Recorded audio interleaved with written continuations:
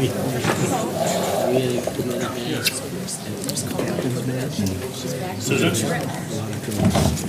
his ball over and went, beat me up, Scotty.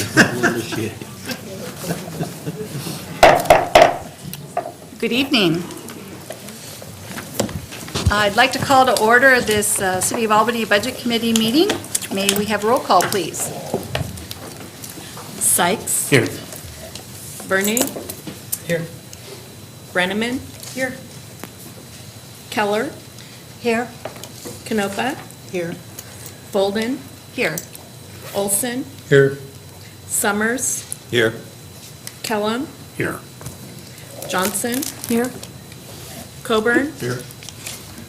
Johnson. Here. Sorry. And Thompson. Here. Thank you.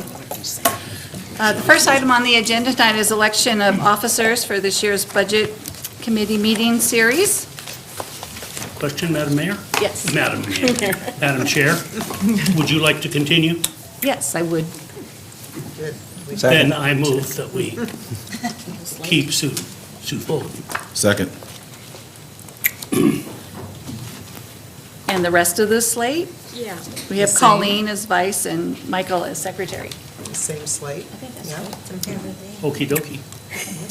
All right. Second. All those in favor? Aye. Aye. Opposed? Okay, thank you.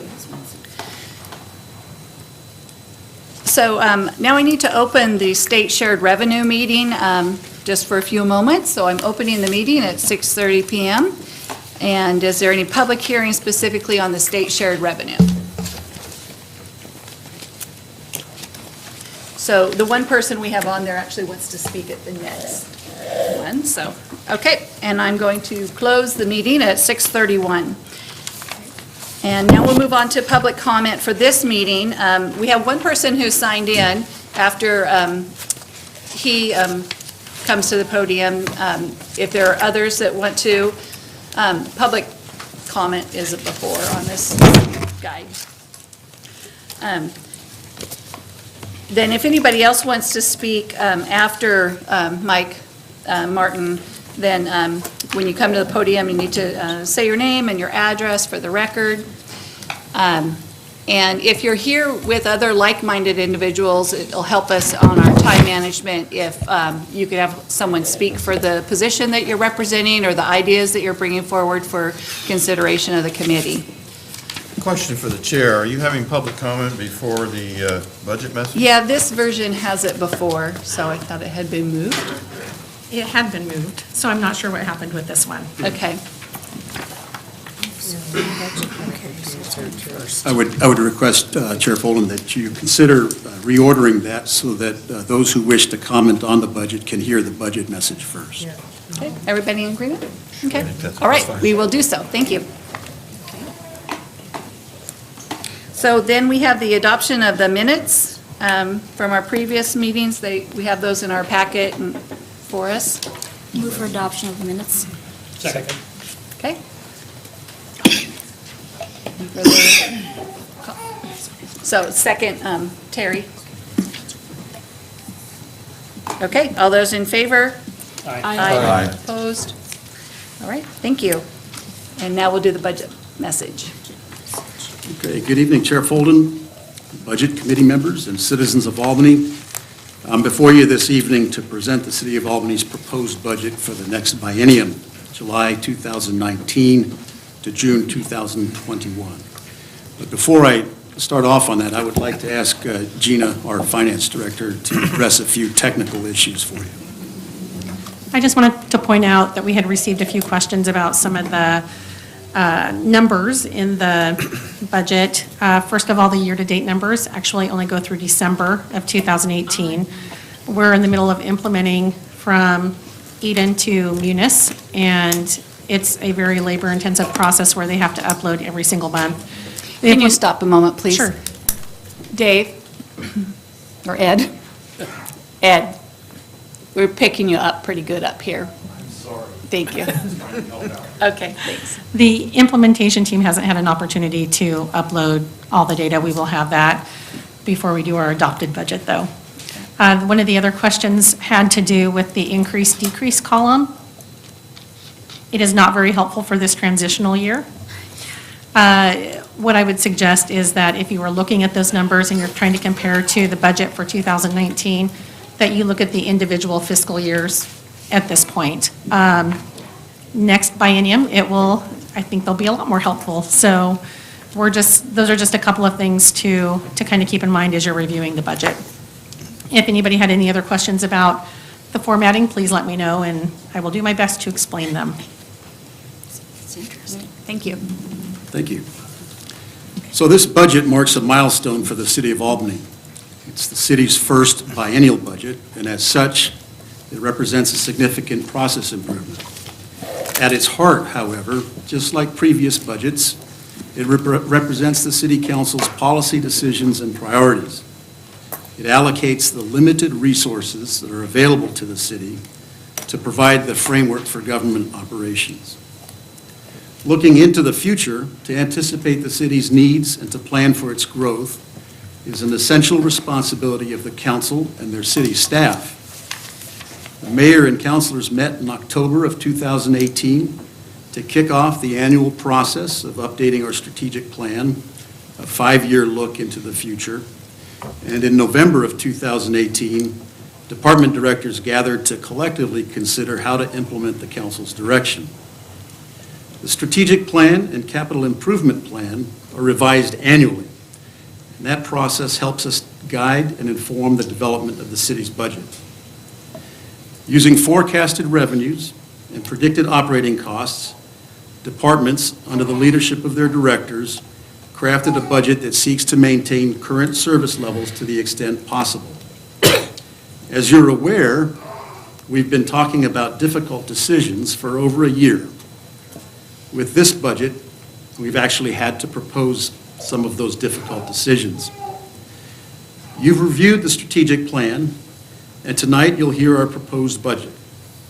We have 3 more scheduled meetings in addition to tonight's meeting, which should give plenty of opportunity for questions and budget committee direction or guidance.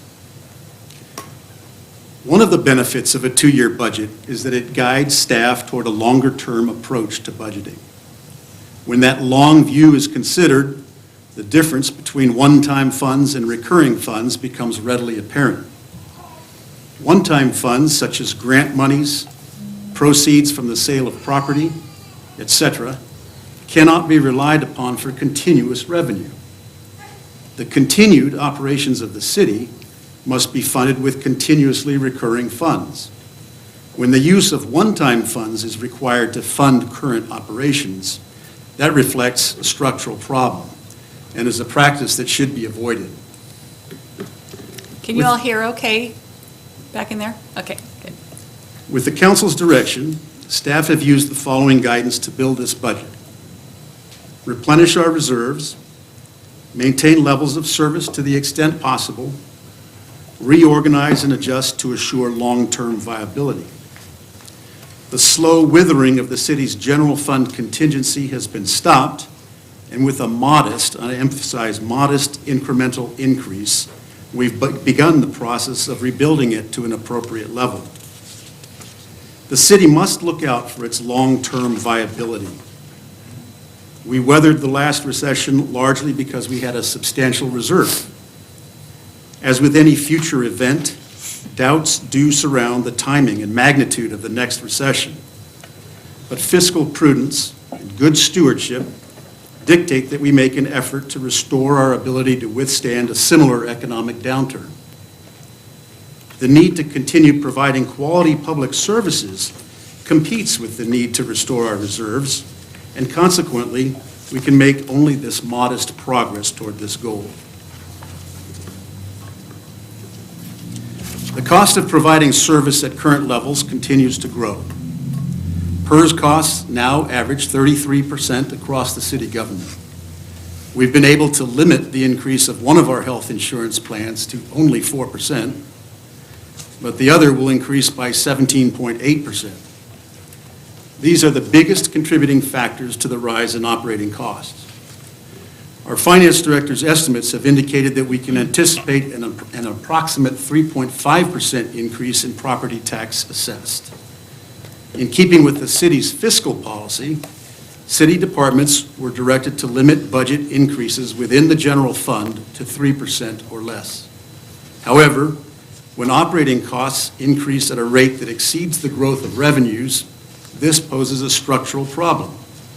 We noted last year that this trend is not sustainable over the long run, and that it will force reductions in service levels. Again, this year, asset replacement funds in some departments have been used to offset the costs of maintaining levels of service. This is not a viable approach for the long term. It shows that current service levels are not possible in the long run without an increase in revenue. The problem must be addressed, and consequently, with this budget, the city is making restructuring decisions that have the effect of reducing FTE in several departments. Unfortunately, this equates to reductions in levels of service in police, fire, parks and recreation, and library. PERS rates are state mandated. They cannot be controlled or changed at the city level, and solutions must come from the state legislature. Similarly, property tax revenues are limited by state law. Exacerbating the problem are many rising costs that have the effect of driving the cost of service upward.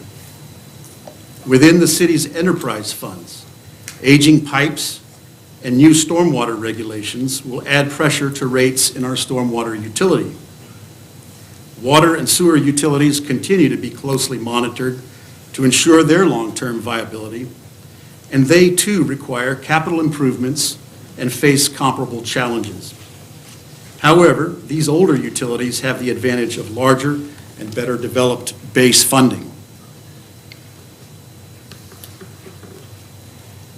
The city's $345 million budget is a complex document. Breaking it into its larger component pieces helps to show how it all fits together. At least it helped me to see that. The bulk of what we'll be talking about tonight is within the general fund, which totals $86 million. However, as you can see, the majority of the city's budget exists within its enterprise and special revenue funds.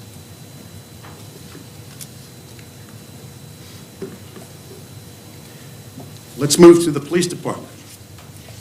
A recurring theme throughout this budget is the effort to try to avoid layoffs.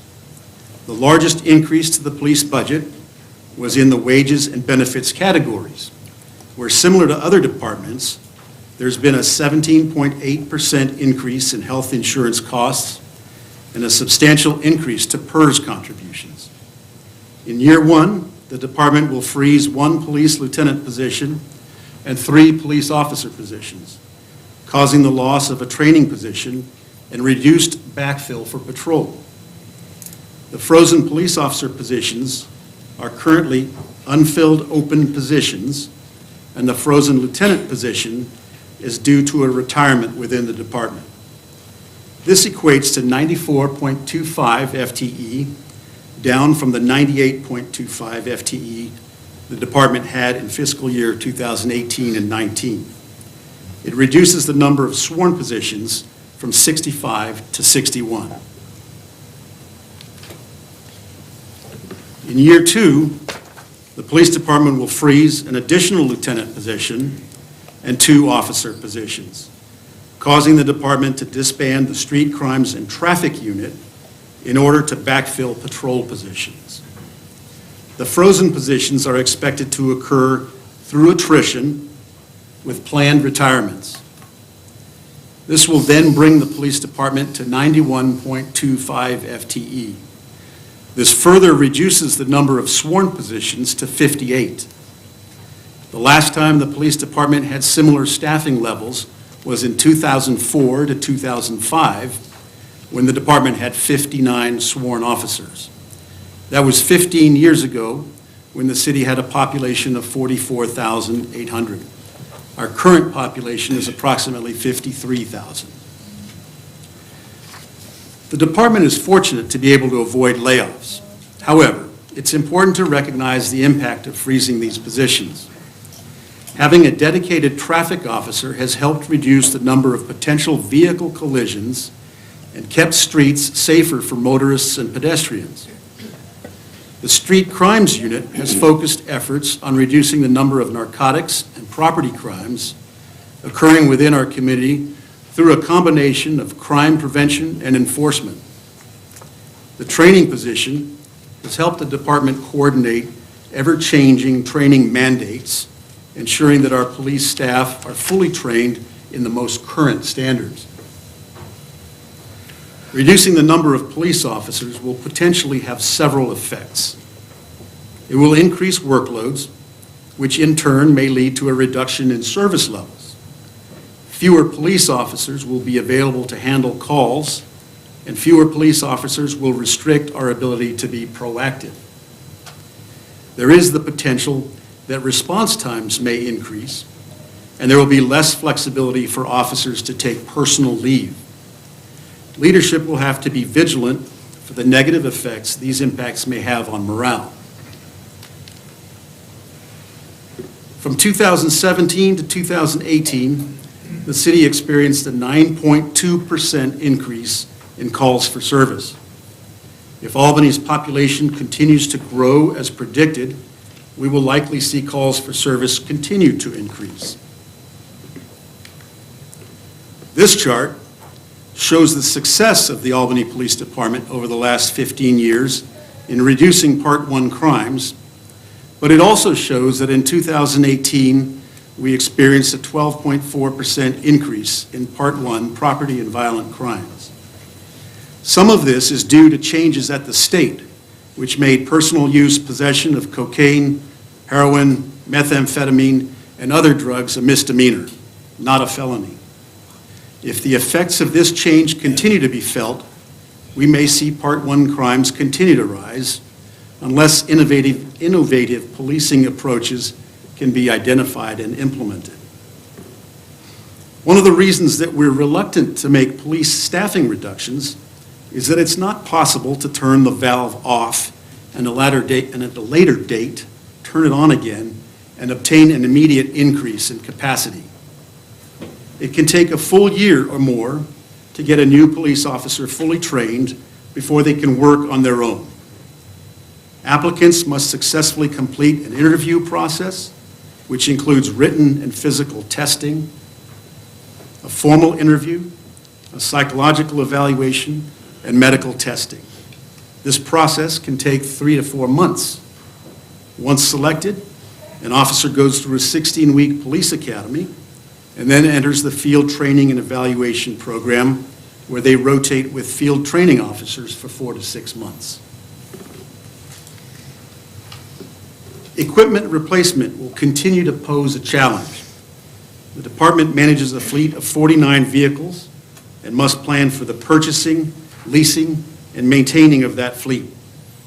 Equipment replacement also includes funding for police radios, canines, a radar trailer, a Stancil recorder, body armor, tasers, firearms, and all other items for which the department should set aside funds from year to year to properly plan for funding for the replacement assets which have reached the end of their service lives. Pressure on this budget has made it impossible to set aside funding, and at the end of the biennium, the department's equipment replacement balance will be $471,000. The anticipated equipment replacement costs for fiscal years 2021 to 23, the next biennium, is over $800,000. Without being able to devote revenue for equipment replacement, the police department may be challenged in its ability to field necessary equipment and may need to extend service lives. This may cause an increase in maintenance costs. The department has reduced overtime by $100,000 for each of the 2 budget years. This may limit the ability to field additional patrols during periods of higher operational tempo and may also reduce the amount of in-service staff training time available to officers. You can be very proud of the Albany Police Department. In a significant step forward in the ongoing initiative to improve transparency, in 2018, the department implemented body-worn cameras that are used in conjunction with vehicle-mounted cameras. This allows the police department to capture citizen-officer interactions on camera, leading to increased transparency within the community. The department actively promotes community engagement by offering programs such as the Youth Citizens Academy, Police Academy, Shop with a Cop, Safety Camp, Neighborhood Watch, Coffee with a Cop, and National Night Out. The department also offers a robust cadet and volunteer program. The APD's employees have earned over 47 different commendations in 2018, including life-saving and Medal of Valor awards. Next month, the department will have its first assessment inspection, which will lead to a national accreditation from CALIA, the Commission on Accreditation for Law Enforcement, in November of 2019, this year. Becoming accredited is no simple or easy task. It requires commitment and dedication from all staff. Through the CALIA assessment process, the department has been able to focus on strengthening crime prevention and control capabilities, ensuring formalized essential best management practices, policies, and procedures, and constantly improving service delivery. Fire department. The constraints on the fire department this year resemble those faced in 2011, when the full effect of the last recession was being felt. Positions will be frozen, budgets will be tight, but the department will continue to meet the needs of our community. We're very proud to be celebrating the fire department's 150th anniversary in 2019. A concerned community in 1869 recognized the need to organize fire suppression efforts to protect against the common enemy of fire. The fire department's mission today is prevent and protect from harm. And for the past 150 years, the men and women of the department have been accomplishing this mission every day, providing exceptional service to our community. When we presented to you on April 2nd, I discussed the potential need to take some drastic measures in order to remain within budget. These included eliminating the department's technical rescue team, freezing 3 open firefighter positions, laying off 6 firefighters, demoting 2 day staff personnel, and ending our participation in the jointly staffed Medic 71 program by laying off 2 single-role medics. At the same time, call volume has increased 24% over the last 3 years. On a frequent basis, firefighters and paramedics are committed on emergency responses and not available for a subsequent emergency.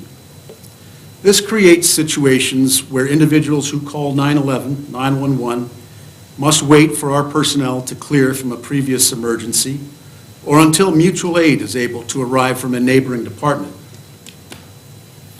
Since April 2nd, Chief Bradner has been working nonstop to find savings wherever possible and potential revenue sources to evaluate options that would enable the department to maintain existing staffing levels and preserve fire engine and medic unit availability to keep pace with the rising demand for service. Early in April, the firefighters' health insurance was estimated to increase by 15%, as the city's insurance was on pace to increase by 17.8%. Due to HR's efforts to negotiate with our insurance broker, Aldrich, the actual increase for the department was just 4%, which resulted in $400,000 in additional funding. A payroll software change required a negotiation of a leave sellback program that not all employees took. This resulted in savings of $75,000. These changes resulted in reducing the potential department layoffs from 8 down to 4. At tomorrow night's City Council meeting, we'll propose fee and rate increases that would provide some additional funding. Increases to ambulance service and fire and life safety fees would bring in an estimated $880,000 of new revenue over the biennium. These revenues would go to the general fund, And if council elects to approve the increases, we would recommend using them to avoid layoffs and demotions, continue the Medic 71 program, and keep the department's technical rescue team intact. In addition, monies will be available to go toward equipment replacement and assist with other programs in the city. 3 open firefighter positions will remain unfilled that may result in increases to overtime, an area the department will need to continue to scrutinize in the coming year. Over the past decade, we've experienced a 70% increase in emergency responses. During this period, staffing has increased by 20% as we've added 1 fire station to help with the availability of emergency responders during multiple overlapping calls for service. As the department approaches 10,000 responses in the current year, we have concerns about the ability to respond to all calls. While the current average number of responses every day is just under 29 calls for service, during an 8-week stretch this winter, we responded to 40 or more calls on 6 different days. Compared to 2016, when we broke 40 or more calls just 2 times during the entire year, and 2018, when this occurred 9 times, this increase in a daily demand for services over a 56-day period is concerning. A number of factors contribute to the increasing demand for emergency medical and fire services. We're growing as a community, and more people create more demand for service. More Oregonians are covered by health insurance. 94% of the population are currently covered, as reported by the Oregon Health Authority, up by 10 percentage points from 2014. We are getting older, as evidenced by the fact that the average age of an Albany resident was 32.7 in 1990, while the most recent data put this number at 36.6. These are all averages, but they're an increase of 3.9 years over less than a 30-year period of time. This increase in the average age is seen most readily by the number of adult assisted living facilities currently located in our community. Each facility creates an increased need for emergency medical and fire services to be available and respond when needed. Over the past year, we've responded to 609 medical calls collectively to 3 assisted living facilities. Over 75% of these calls resulted in transporting a patient to the hospital as the individual needed medical attention and the severity of the response warranted 911 being called. Responses to these facilities have an impact on the availability of emergency services, and the fire department is evaluating options to deal with this increasing demand for service. We've also seen a marked increase in calls for service to the homeless or transient population. Over the past 12 months, there have been 183 medical calls to one of the 2 homeless shelters in Albany. Our crews are experiencing a larger call volume to these 2 facilities than at any time in the past. The fire department's leadership continue to look for creative ways to address the increasing call volume and lessen the demand for service in order to keep units available for high-priority calls. Our community paramedic program assists people with addressing underlying problems that lead them to calling 911. Utilizing our services enters an individual into the medical system by the most expensive means possible, taking an ambulance to the hospital emergency room. The community paramedic program continues to be a success as the department is able to more effectively and efficiently deal with individuals who repeatedly call for service. The collaborative single-role medic unit program with Lebanon and Tangent Fire Districts has also been very successful in keeping dual-role firefighter paramedics in district, available for emergency responses. The Medic 71 unit focuses on handling inter-facility transfers from Albany and Lebanon hospitals to other facilities outside of our communities.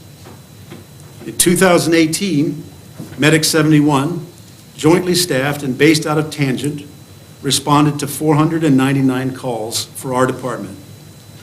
While over half of these calls for Albany were inter-facility transfers, this advanced life support unit also responded on 232 emergency calls in the south end of our ambulance service area, or provided backup in Albany when we ran out of available medics in town. Medic 71's total time on calls for our department averaged 2.23 hours per day. If this unit wasn't staffed and available, this amount of time would have been absorbed by another medic unit in Albany or covered by a mutual aid unit if no personnel were available locally. The fire department will continue to collaborate and explore partnership opportunities as we look for creative ways to safely and effectively respond when needed. The fire department is in a position to generate revenue and return some funding to the general fund. As this slide shows, the department will generate over $6.4 million in the current year, supporting over 37% of its operating budget. These revenues are broken down by ambulance service fees, contracts for fire services to outside districts and communities, grants and other reimbursable programs, and the Fire Med program. As development of areas within the wildland-urban interface continues in the western states, we see additional increases in calls for fire departments all around us to respond outside their own areas. Our fire department has responded to conflagrations throughout Oregon and over the past 2 years into California. In 2018, we assisted with 12 conflagrations, 11 of them in Oregon and 1 in California, resulting in nearly $1 million of reimbursable expenses.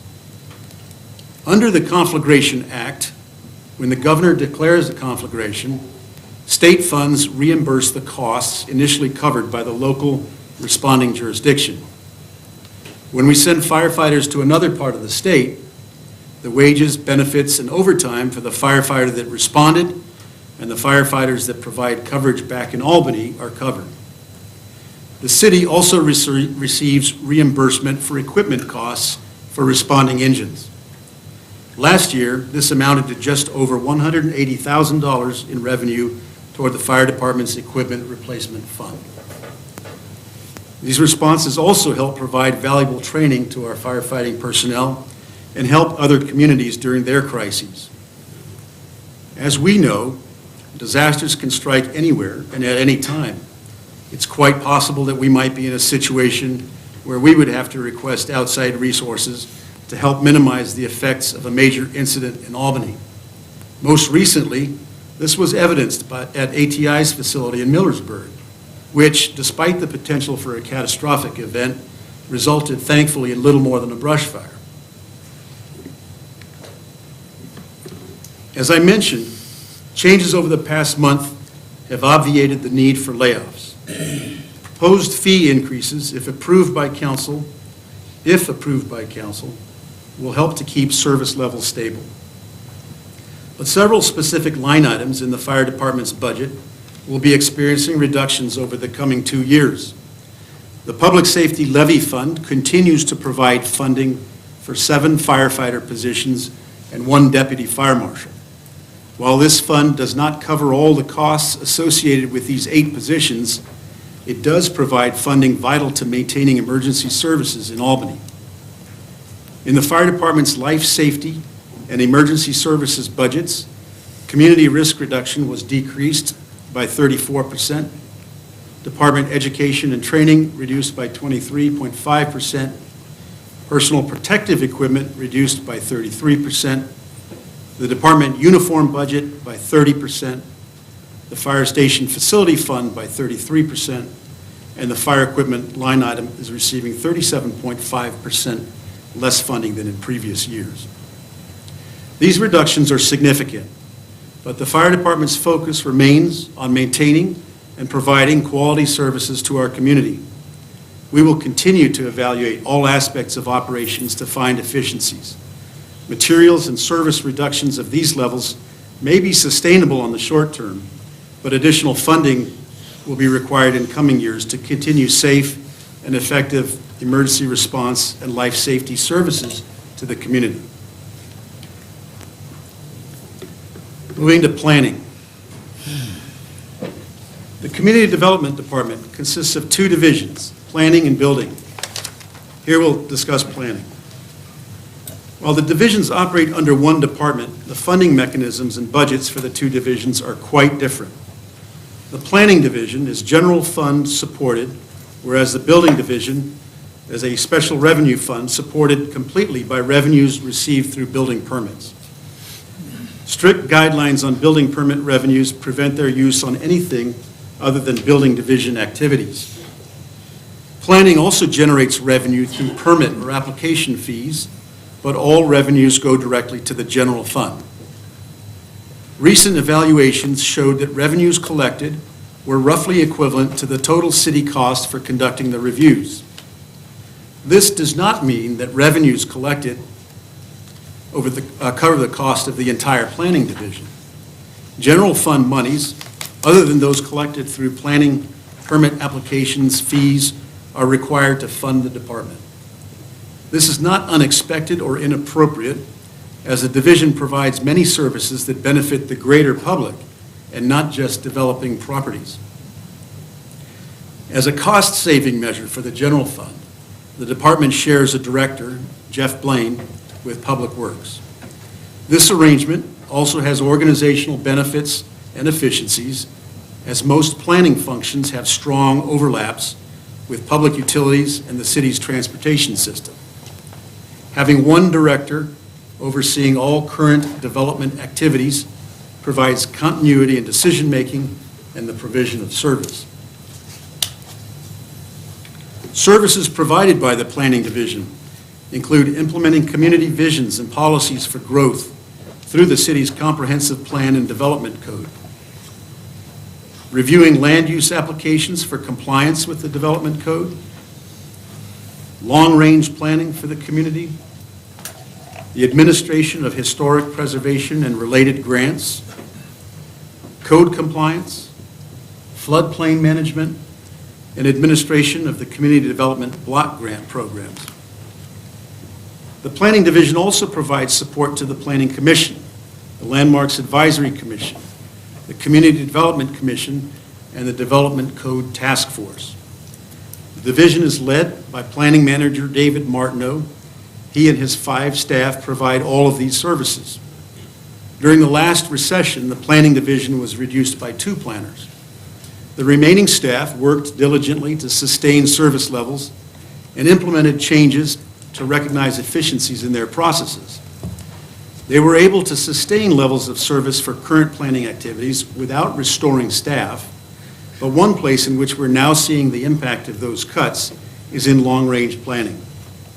With Council, we have discussed long-range planning needs over the last few months, and the Council has approved a funding package to add back a small amount of capacity to get critical long-range planning efforts underway. This budget includes funding for continuation of the Development Code Amendment Project, completing a buildable lands inventory, a housing needs analysis, and an economic opportunities analysis, and pursuing a grant to study and develop a plan for the East I-5 area. In order to conduct these and other long-range planning activities, we need to restore a small amount of capacity that was cut during the recession. This will be done by making a part-time employee full-time, adding 0.3 FTE. This will indeed restore a small amount of capacity, but I emphasize small. It's less than 1/3 of one person. Staff are working at maximum capacity, and any upticks in applications, assigned projects, or code evaluations and amendments will require additional resources. Building activity is one indicator of the strength of the local economy. Albany has experienced substantial growth over the last several years. This year started out slower than the last several years, but has gained some momentum as the year went on. This fiscal year, we've seen 101 new home starts so far. We have several hundred units of apartments under construction, and the 101 new home starts compares to 138, 119, and 106 at this point in the last 3 years. The new units of apartments will commence, several hundred of them will start, several hundred more homes will start once the public infrastructure phase of their development is constructed. Discussions with planning staff indicate that apartments will continue to be pursued around town in the coming months. The current concentration of activity is in the area east of I-5, fueled largely by advanced investments in infrastructure and development partnerships with developers and other local governments. Albany has grown at just under 2% per year following the annexation of North Albany in the early 90s. The completion of an east of I-5 area plan, similar to the planning efforts that were performed in the past for North Albany and South Albany, will help guide future growth. This type of planning is important not only for identifying how the community wants an area to develop, but also for identifying potential obstacles. Obstacles take many forms, one of which is a lack of public infrastructure such as sewer, water, and streets, infrastructure that's necessary to support urban levels of development. Infrastructure will be a critical consideration in coming years. It will require some creative solutions. We already see the lack of required infrastructure presenting a barrier to development in areas like South Albany, where transportation improvements loom over the Pepsi property.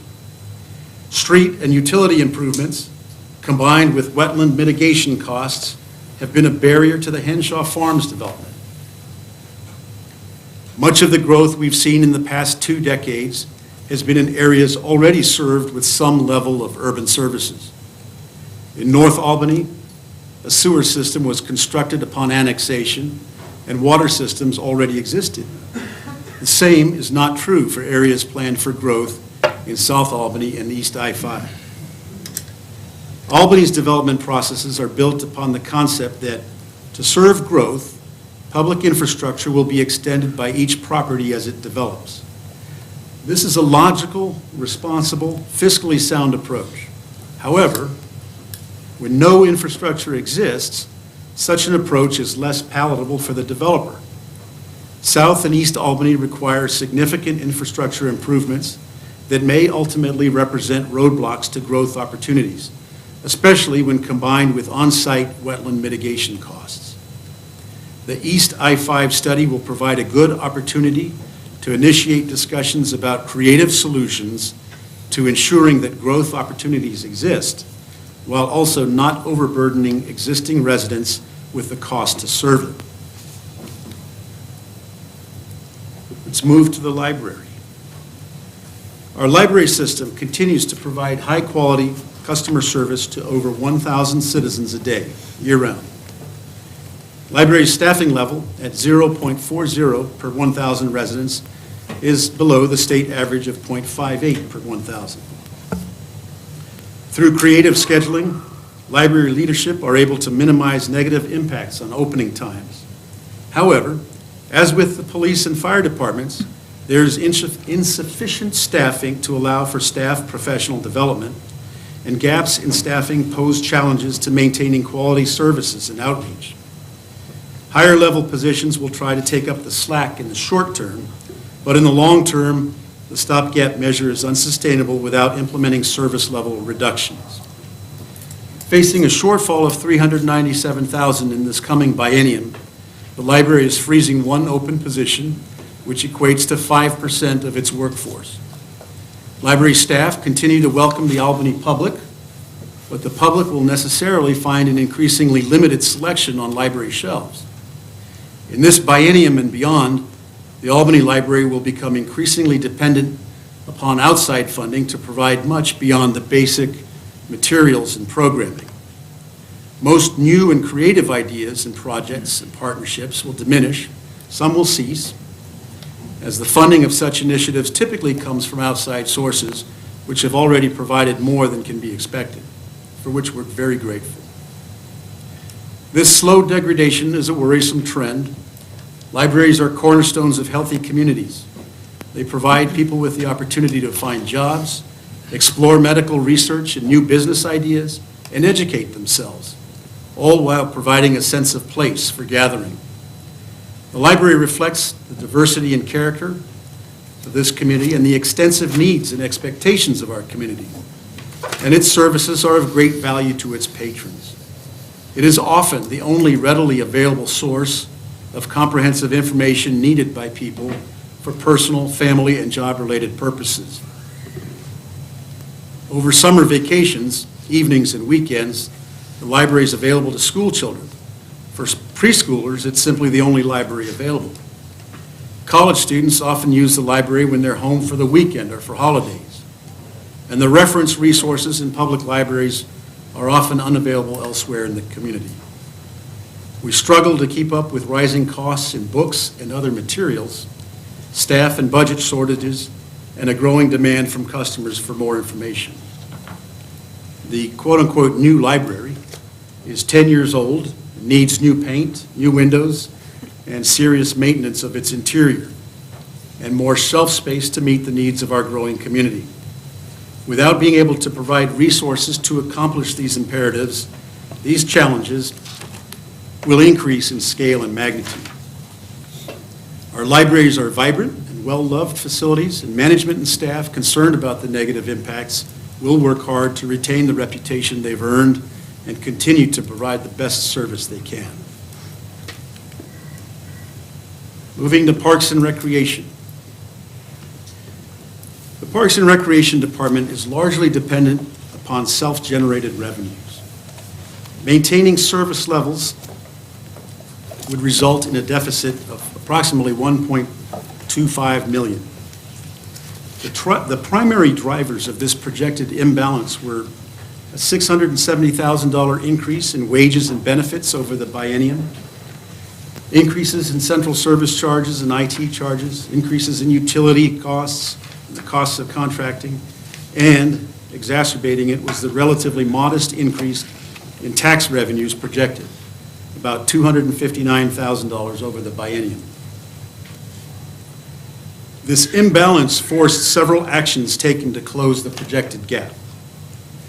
It forced increased revenues from fee-based programs, reductions in various non-personnel line items, and the elimination of 7 positions, or 5.1 FTE. This is where the closing of Maple Lawn Preschool happens with its coordinator and 4 part-time teachers, the elimination of 1 park maintenance supervisor, and the elimination of 1 recreation assistant at the senior center. These steps were taken after careful consideration of other reduction alternatives, which may have to be on the table in the future. The closing of the Albany Community Pool, or the Cool Pool, the elimination of additional parks maintenance positions, the elimination of Parks Department subsidies for summer concerts, and the elimination of the urban forestry program. Let me be clear that these were other alternatives that were considered. They're not part of this budget. The objectives for the proposed reductions were developed with a view toward long-term viability. They were to close the projected imbalance over both years of the biennium and carry a positive balance into the next biennium, 2021 to 23.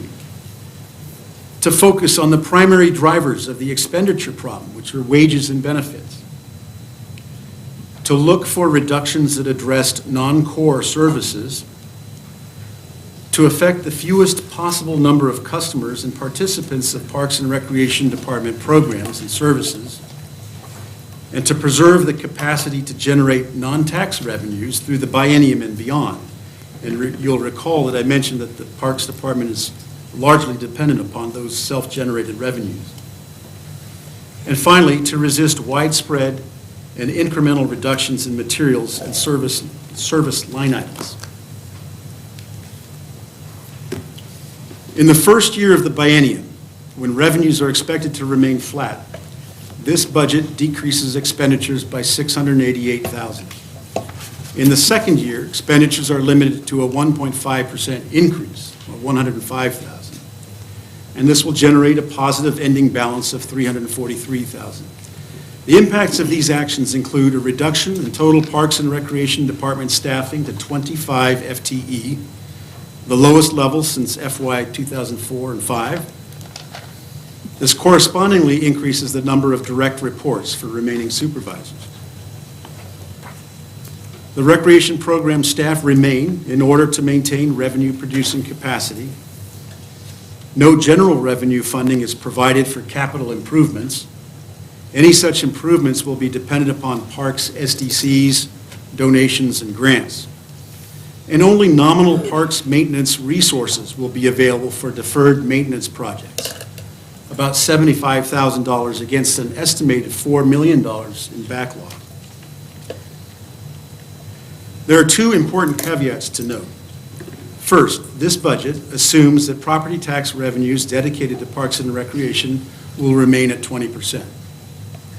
Second, the ending balance will change if proposed reductions are restored without additional revenues from alternate sources or offsetting reductions in other programs. And lastly, this is not one of the caveats, but this is one thing I wanted to point out, is that, and you may know that we've been talking with the Greater Albany Public School System about their possible interest in taking on the Maple Lawn Preschool program. For GAPS, this is dependent upon state funding coming through over the biennium. While discussing the options with GAPS, Parks Director Ed Hodney learned of other options to explore to continue services at Maple Lawn Preschool. Last week, the Oregon Child Development Coalition, OCDC, a nonprofit entity that has been serving Oregon communities for 50 years, expressed their interest.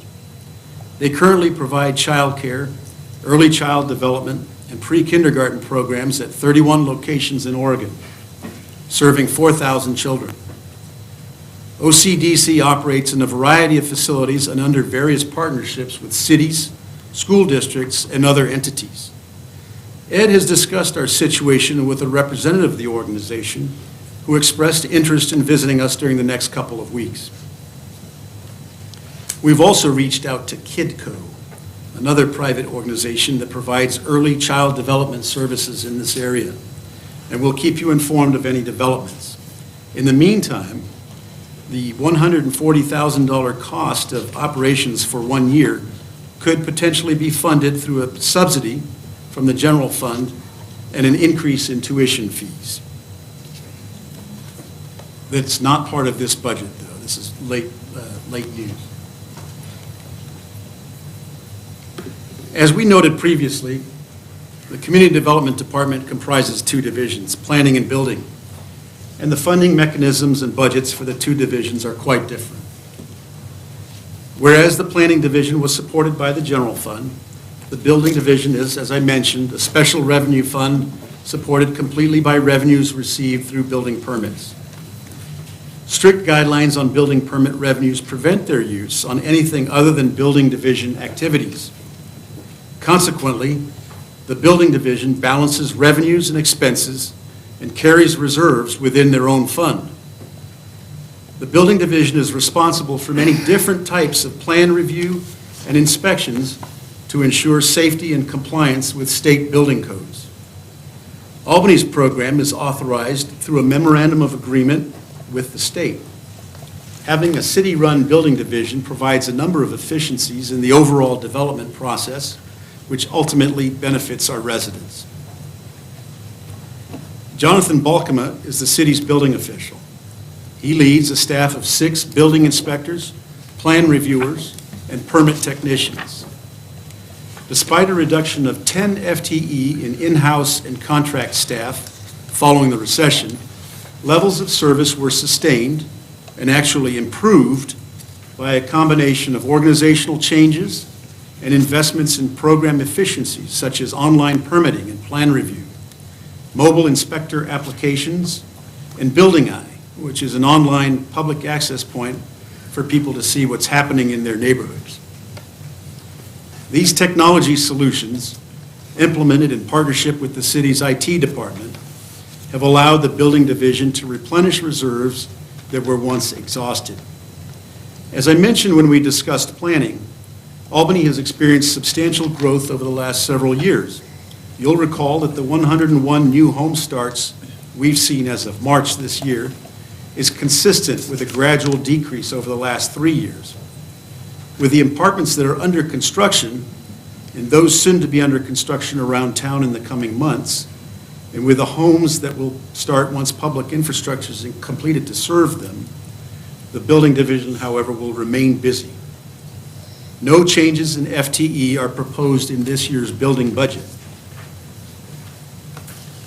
During the recession, the general fund provided $300,000 to keep the building division's doors open when they weren't nearly as busy as they are today. Once the economy recovered and adequate reserves were established, the building division began to pay the general fund back $60,000 per year over a 5-year period. This payback was part of a collaborative effort between the Community Development Department, Police, and CARA to improve the city's code enforcement program. The city's code compliance officer position was created through this process. Chris Schindel is currently the incumbent. The last 2 years of buildings payback are included in the proposed budget. What this means, the significance for the code compliance officer position, is that in the next budget cycle, not this one, but the next one, a new funding source will need to be identified for the code compliance officer position. You'll recall that building funds can't be used for anything other than building division activities.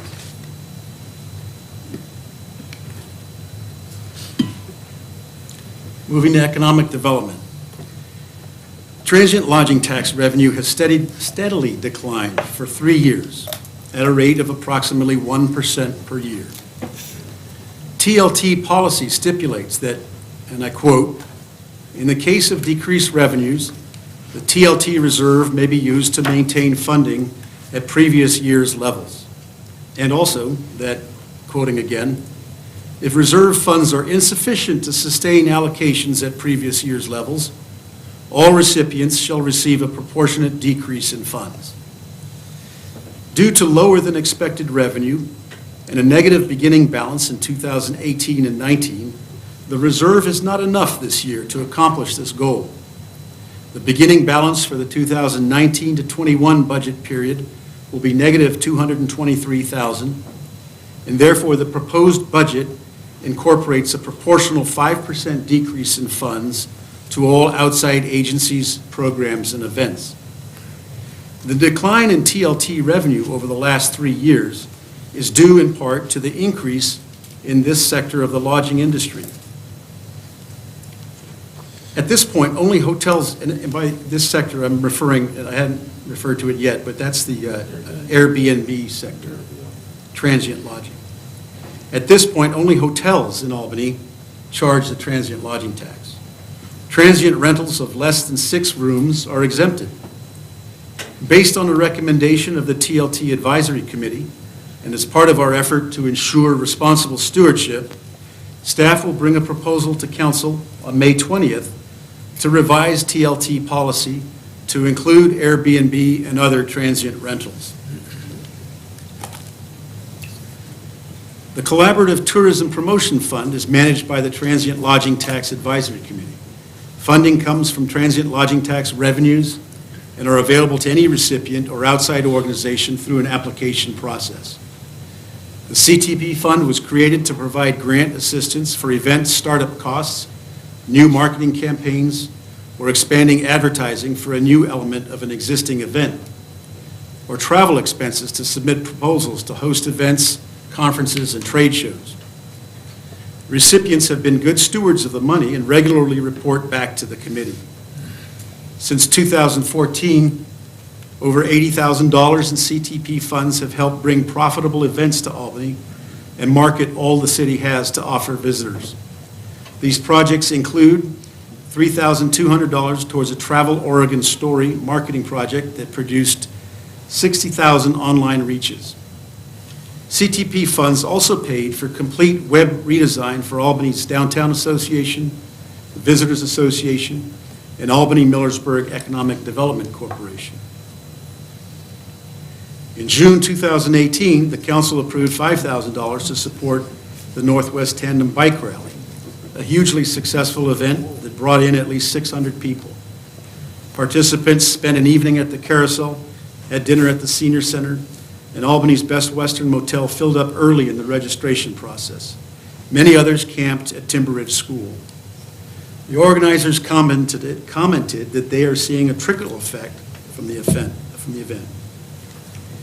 As one participant remarked, many people found Albany to be a warm and welcoming community for cyclists. I know several that mentioned they would be returning and that they were looking forward to exploring new routes in the area. Because of the event, the group has been able to purchase a new trailer and a fleet of 35 bikes for the Albany Bike Education Program sponsored by the Willamette Valley YMCA. In October 2018, the TLT committee approved $1,500 in matching funds for the Albany Parks and Rec Department to purchase new portable pitching mounds. Albany was lacking this component of softball fields in order to convert to baseball use and solicit tournaments to the area.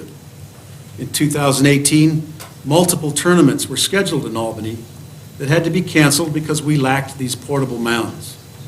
Now we have commitments into 2019 at a modest estimate of $340,000 in economic impact per youth tournament weekend. These are all examples of the benefit of CTP funds when leveraged with the time and resources dedicated by other organizations. All the grants awarded within the past 5 years have been under $20,000 apiece, but have made big impacts within our community. The Economic Development Opportunity Fund contains the monies that have been commonly referred to as the PepsiCo settlement dollars. Our Economic Development Manager, Seth Sherry, manages this fund and will work with council in the coming months to establish guidelines on how this money should support economic development. Public Works. The Public Works Department has 2 divisions with a total of 127 FTE. The Operations Division is managed by Chris Bailey and the Engineering Division by Jeff Blaine. The department has a wide range of responsibilities for managing public infrastructure and related programs that can be categorized into 4 broad areas: transportation, drinking water, wastewater, and stormwater. From a budget standpoint, these areas of responsibilities are managed through 9 different funds. Some funds only benefit one area of responsibility, such as the airport, and others serve all of them, such as facilities maintenance or engineering services. The City Council reviews capital, operations, and maintenance needs for each of the areas of responsibility in detail throughout each year as part of annual utility rate presentations, strategic planning, the CIP process, fee adjustments, and other staff reports. These sessions represent hours of review for key elements of the Public Works budget. Tonight, we'll review these programs at a higher level in recognition of those more detailed conversations occurring throughout the year.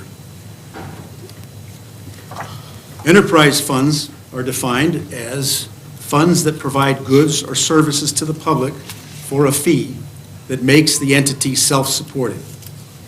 For the most part, Public Works budgets are enterprise funds, supported through various fees and charges and subject to restrictions on the use of this revenue.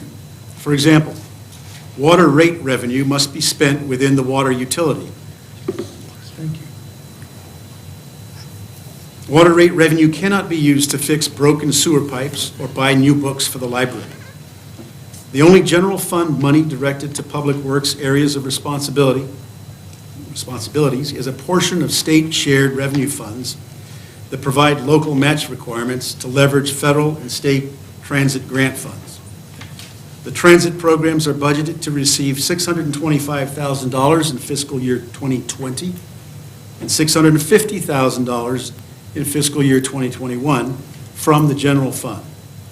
These funds will leverage a total of $7.1 million across the 3 transit programs for a return of 560%.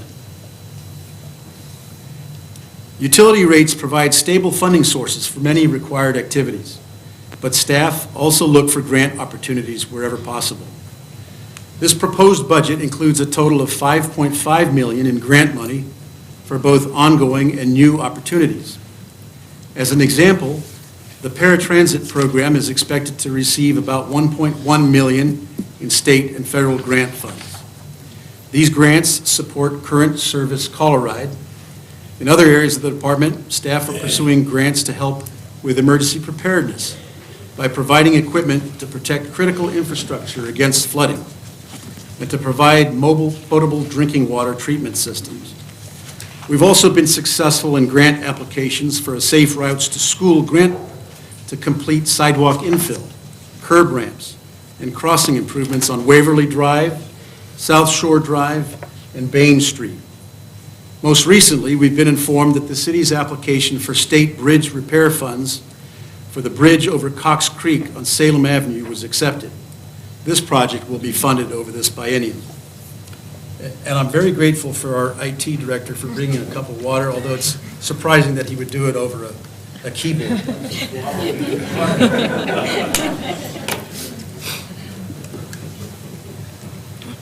Staff also maintain partnerships with other agencies and developers to deliver projects, fund improvements, or otherwise serve the community's best interests. Active agency partnerships include those with Lynn and Benton counties, ODOT, GAPS, and several of our neighboring cities, including Millersburg, Lebanon, and Corvallis. This year's proposed budget has 3 personnel changes to note. 1, it reduces the lead environmental services technician position to an environmental service technician 2. A small reorganization last fiscal year has proven successful, and there's no longer a need for a lead technician in the environmental services work group. This position will be reclassified downward to a regular ES Tech 2, resulting in a savings of $13,000. 2, it eliminates the transportation superintendent position in fiscal year 2021 and adds 2 lower-level supervisory positions, an airport and transit manager and a street maintenance supervisor. This change would restore the organizational structure that was in place prior to 2013. At that time, the superintendent position was created to save costs by consolidating management of 3 programs, street maintenance, airport, and transit, in one position.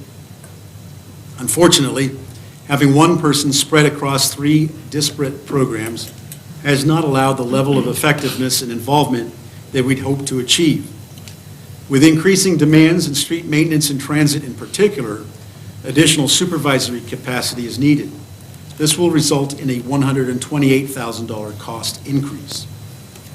3, adds a water quality maintenance 1 position to the stormwater operations budget. The need for this position was anticipated as the state mandated implementation of a more rigorous stormwater management program grew. When developing the original rate structure for stormwater, we knew that at some point, the operations and maintenance and regulatory requirements for stormwater would grow such that 1 or more FTE would be required. The funding for this position is part of the 5-year stormwater rate projection that was discussed with Council in early 2019. This change represents a $96,000 cost increase. Other than these proposed personnel changes, there are no other significant changes in the Public Works budgets. What's proposed is consistent with recent utility rate, CIP, and strategic planning discussions. At this point, I'll provide a brief summary of each of the 4 major areas of responsibility. Transportation includes transit, airport, street maintenance, and related capital budgets. The transit system provides a safe and reliable public transit system along fixed routes to link residential areas with retail, employment, medical, and education centers. This includes rides for students at Lynn Benton Community College and Oregon State University through combined partnership agreements. The Caller Ride program provides transportation for the elderly and individuals with disabilities that prevent them from using the fixed route transit system to essential services. Transit programs receive funding from a combination of sources, which include federal transit funding, partner agencies, and the general fund. Airport management includes management of hangar leases, runways and taxiways, clearance areas, and all other airport property, as well as compliance with FAA regulations. 90 aircraft are based on the field, and there are an average of 62 aircraft movements per day. Funding for the airport is obtained through a combination of revenue derived from the lease of land and structures, from transient lodging tax, and from FAA grants. The city's street network consists of city, state, and Lynn and Benton County roads.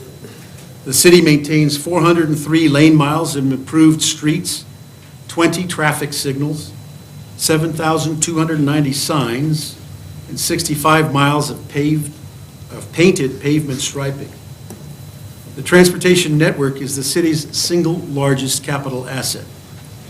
New major road projects in this budget include an overlay of Queen Avenue from 99 to Marion Street, and rehabilitating 24th Avenue from Jackson Street to Geary Street. Other projects like intersection improvements at Crocker and Gibson Hill are already under design and preparing to move to construction. Staff work with our partners in the Albany Area Metropolitan Planning Organization to serve the greater Albany area with transportation services. The state allocates Surface Transportation Program funds to MPO agencies each year. And the MPO identifies how much of these allocations should go to each member. Albany's allocations have been critical for accomplishing key road projects, such as Hill Street. However, as Council has previously observed, even when combined with other revenue sources, such as the state gas tax, and in lieu of franchise fees, there isn't enough revenue available to keep up with Albany's street maintenance requirements. As the effects of time, traffic, and the environment continue to steadily impact our streets, the cost to bring them back into shape will continue to grow at an accelerating rate. Council established maintenance goals for Albany's most used streets, our arterials and collectors. To meet these goals, there's a one-time $20 million backlog in required capital projects and a $2.7 million in 2017 dollars annual funding gap that needs to be addressed. These gaps don't include investments needed in local streets or other system improvements such as capacity or safety-related improvements. The focus on sustainable, reliable transportation funding will continue into the 2019 and 21 biennium. We anticipate robust discussion with the City Council and the community to find solutions to this important community need. Wastewater. The city's wastewater system comprises 196 miles of gravity flow pipes, 6.6 miles of pressure pipes, 4,337 manholes, 11 sewer lift stations, a water reclamation facility, and Talking Water Gardens wetlands. Council recently reviewed needs throughout the sewer system and plans a 3.5% sewer increase effective July 1st of this year. The budget includes this rate increase in its revenue forecast and assumes a 3.5% increase on July 1st of 2020. While Talking Water Gardens continues to be widely regarded as a successful example of constructed treatment wetlands and community partnerships, concerns with the underlying design and construction of the wetlands have led Albany and Millersburg to jointly file suit against CH2M Hill, which is now part of Jacobs Engineering. The failure of the cannibal system at the water reclamation facility is another issue being litigated. This failure resulted in the city having to haul solids to the landfill rather than being able to apply to land as Class B biosolids soil amendment, as had been done prior to construction of the new plant. Progress on the lawsuit covering both the Talking Water Gardens wetlands and the water reclamation facility continues. We're currently awaiting a decision from the Ninth Circuit Court of Appeals, and we're hopeful that a successful resolution can be reached within this biennium. City staff have conducted a pilot test on a composting facility and are currently wrapping up a pre-design effort for constructing a small-scale operation.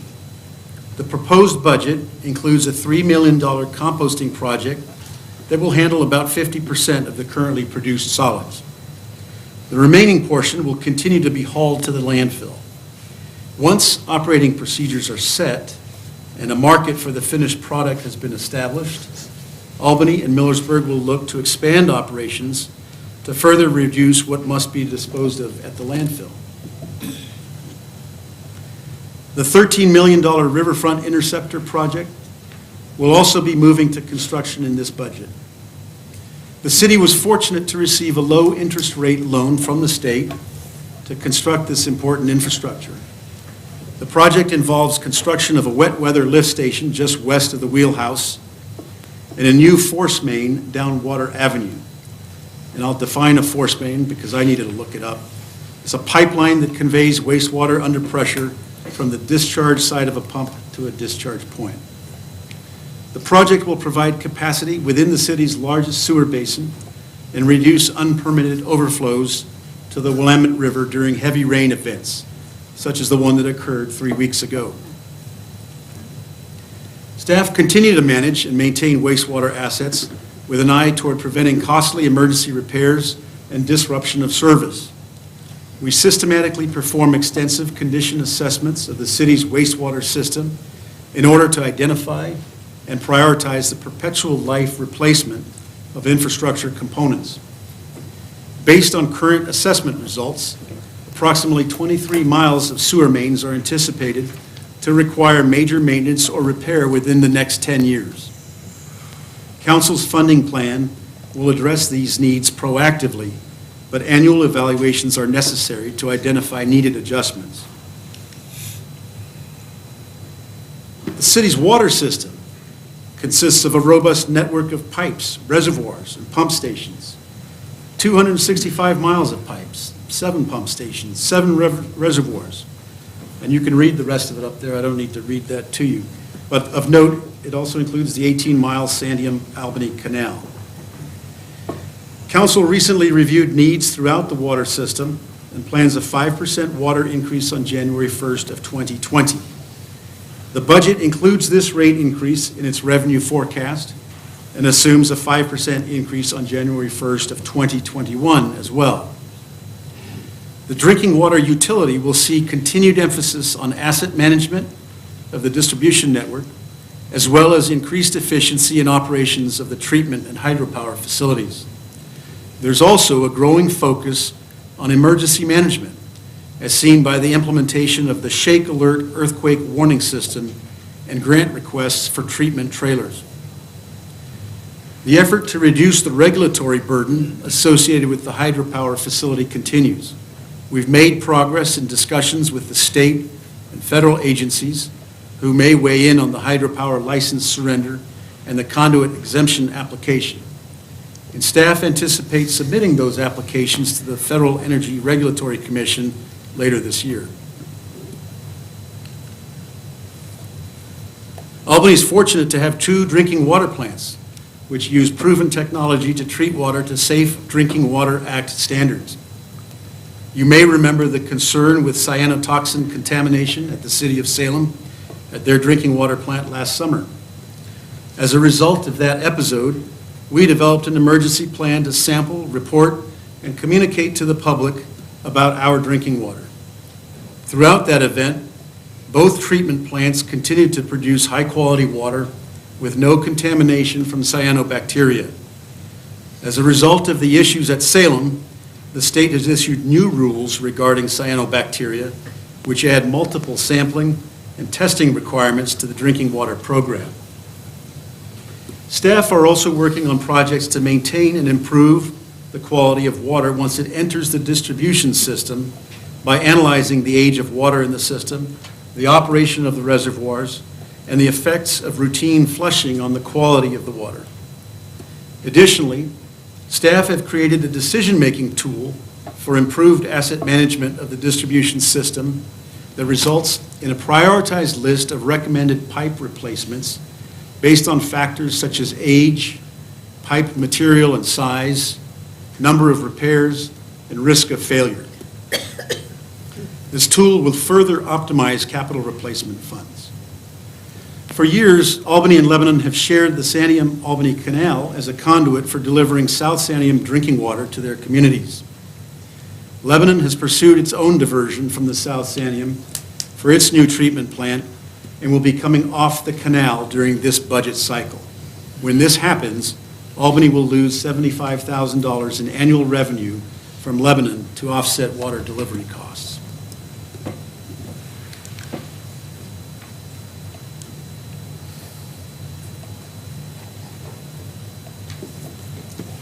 Stormwater in Albany flows through an estimated 137 miles of stormwater pipes, 70 miles of ditches, 2,414 manholes, and over 4,000 catch basins and inlets, along with 150 stormwater quality facilities. The city recently formed a stormwater utility and charges customers monthly for stormwater services. The need for a utility was born out of years of deferred maintenance on existing stormwater infrastructure and the sustained addition of new infrastructure and new regulatory requirements. The regulations with the most impact on Albany's stormwater operations are the Willamette River TMDL, the Total Maximum Daily Load, which is a regulatory term in the U.S. Clean Water Act that refers to the maximum amount of a pollutant that a body of water can receive while still meeting water quality standards. And this has been around for many years. It's also affected by the new NPDES, which stands for National Pollutant Discharge Elimination System, MS4, Municipal Separate Storm Sewer Systems, Phase 2 General Permit released by DEQ. The city's stormwater programs have grown in recent years in response to the TMDL. Programs such as the Erosion Prevention and Sediment Control Program and the Post-Construction Stormwater Quality Program were developed to comply with the TMDL. These and other required programs provide important environmental protections, but also result in increased costs for the city and developers. You may have heard that Albany and 5 other Oregon communities filed lawsuits against DEQ challenging the new general permit. Protecting our water resources is important to Albany, but the scope of DEQ's permit is not acceptable. Staff are working diligently to ensure the new permit is legal and implementable for Albany. Despite significant needs in the system, there are no capital projects planned in the stormwater system, other than those completed in conjunction with street projects. At this time, stormwater rates are not set at a level to support pipe replacement projects and provide only limited funding for investigations and basic maintenance. Staff and council have worked together to understand the needs of the system and work toward developing a funding plan that will result in regulatory compliance first, then perpetual life replacement. However, perpetual life replacement needs remain prominent. With only 56% of the system assessed to date, approximately $24 million in capital projects needs have been identified to replace pipes that have failed or are anticipated to fail in the next 10 years. While the condition of much of the stormwater infrastructure continues to decline into failure, there are not adequate funds available to replace them. Repairs are made in emergency situations using a combination of stormwater, wastewater, and street assets. Consistent with council's funding plan, the budget was developed with a 17% rate increase on March 1st of 2020 and an assumed 17% rate increase on March 1st, 2021. For the average single-family residential customer, this will be an increase of $1.27. With nearly 130 people in the department, it's not possible to recognize the important work that each of our employees do.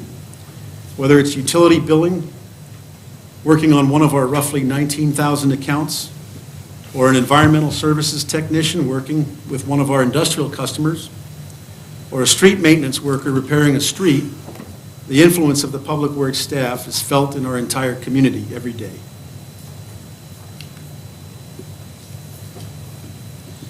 So moving to support elements. Personnel costs comprise approximately 70 to 80% of most departments' budgets. The city is a service organization, and an effective government, one of our strategic plan themes, is dependent upon the service provided through our people. The HR department helps all departments with the myriad tasks associated with maintaining a professional workforce and complying with labor laws. Salary surveys, recruitments, hiring, managing health insurance and other benefits, developing policy and collective bargaining agreements, negotiating with the city's 4 bargaining units, managing workers' comp, and the city's hearing testing programs are only a few of the tasks that they manage. In fiscal year 17 and 18, they screened over 3,500 applications for employment. And recruitments are expected to increase as more staff reach retirement eligibility. Reestablishing an in-house training program is critical to investing in our workforce. Professional development of city staff is vital to succession planning, leadership development, training in our mission, vision, and values, and meeting the city's legal annual training requirements on specific topics such as harassment and safety. New regulations such as the Equal Pay Act and new technology such as the HRIS payroll software implementation will require changes to how we do business with our employees and with outside vendors. The city's workforce is also supported by an IT department in an increasingly dynamic and complex environment where departments and users have different needs, are more technologically savvy, and occasionally require mobile access. The IT staff must strike a balance between supporting the changing needs of users while also securing and protecting the information needs of the organization. The city's centralized IT department is responsible for all servers and workstations, business applications, network infrastructure, including public Wi-Fi access points within city facilities, telecom infrastructure, which includes voice-over IP phones, and the IT help desk. Major projects planned for the next biennium include the Munis Phase 2, which includes HR, payroll, and executive time, Munis Phase 3, which includes utility billing, a migration to Windows 10, and ongoing cybersecurity testing and analysis. The IT equipment replacement program has a proposed budget of $2.1 million. This program enables the city to replace IT equipment at the end of its useful life. Each department allocates funds for this program based on the replacement cost and useful life of their IT-related equipment. The IT services program contains a proposed budget of $3.7 million for the biennium, or $1.8 million for FY20 and $1.8 for '21. The GIS services program contains a proposed budget of $971,000. IT and GIS services reduced their proposed biennium budget by $273,000 by reducing services for after-hours IT support and moving 2 FTE to 0.9 in the IT services program. For GIS services, we eliminated a long-term 0.5 temp FTE in FY20 and an additional regular 0.5 FTE in '21. The additional increases for the biennium were mainly generated by the higher cost of enterprise software licenses, employee wages, and benefits. The IT department has been working to reduce the cost of services by seeking alternate ways of purchasing hardware. And recently, we added an enterprise storage appliance that would normally cost the city $130,000. Through an aftermarket program, the city was able to purchase a similar capacity enterprise storage appliance, much higher performance, and 4 years of warranty for about $50,000, just by buying it slightly used. In conclusion, every line item of this biennial budget supports the council's strategic intent. It's the result of the hard work of staff, not only within the finance department, but also within each of the city's departments. Albany is a wonderful city. It's our home. It's my new home, still relatively new. And like so many other cities, and like so many other jurisdictions, it's facing the fundamental issue of operating within its means. The cost of providing service is increasing at a rate that it exceeds the rate of revenue growth. This means there are two options: reduce the cost of providing services or increase revenues. These options are not mutually exclusive. Department directors have diligently looked for ways to reduce costs, collaborating with outside agencies and the private sector, recognizing efficiencies through the use of technology, fiercely negotiating advantageous deals for the city, seeking and obtaining grants and low-interest loans, and in the end, making difficult prioritization decisions as you've heard about tonight. On the revenue enhancement side of the equation, they have sought sponsorships and implemented fees for service. Again, controlling costs and enhancing revenues are not mutually exclusive. We can and should do both. But the council will have to weigh the need for revenue increases to fund service levels against the burden that such increases would place on citizens. As I mentioned earlier, tomorrow night, the council will hear proposed fee increases in certain fire and EMS services. The Budget Committee may want to discuss the merits of increasing franchise fees or establishing a service fee on utility bills that would help pay for street maintenance, park maintenance, or any of the other services the city provides. Levies give the public a chance to vote directly on funding defined priorities, as they will next year in our regularly recurring public safety levy. The establishment of a regional fire district has been talked about, but that discussion would require a concerted effort and much research. It's another option for addressing funding stability. The serious financial constraints within which this budget was developed tend to overshadow the hard work that was required to transition from an annual budget to a biennial budget, while simultaneously implementing a new financial system, and while at the same time dealing with these constraints.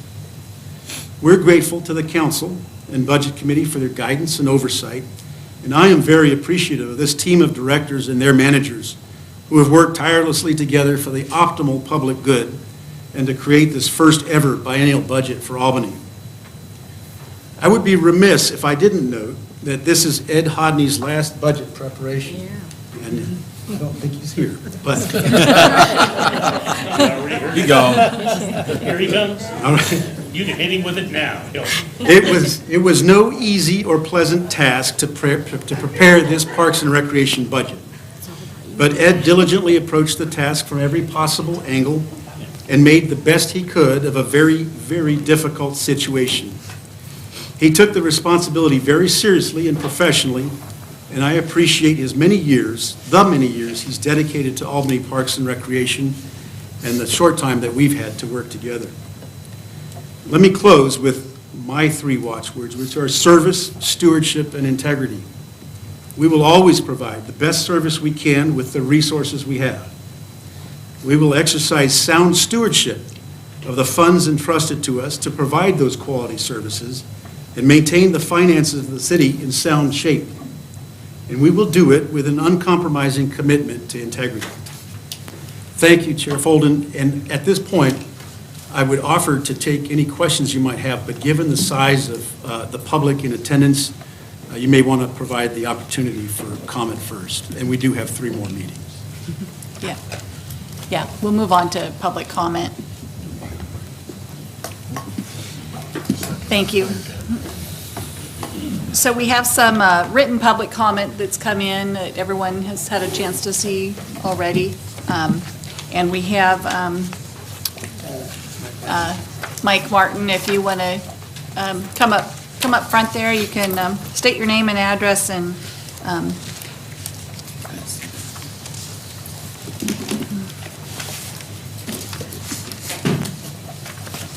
Good evening, Chairwoman, Mayor, councilors, and other members of the Budget Committee.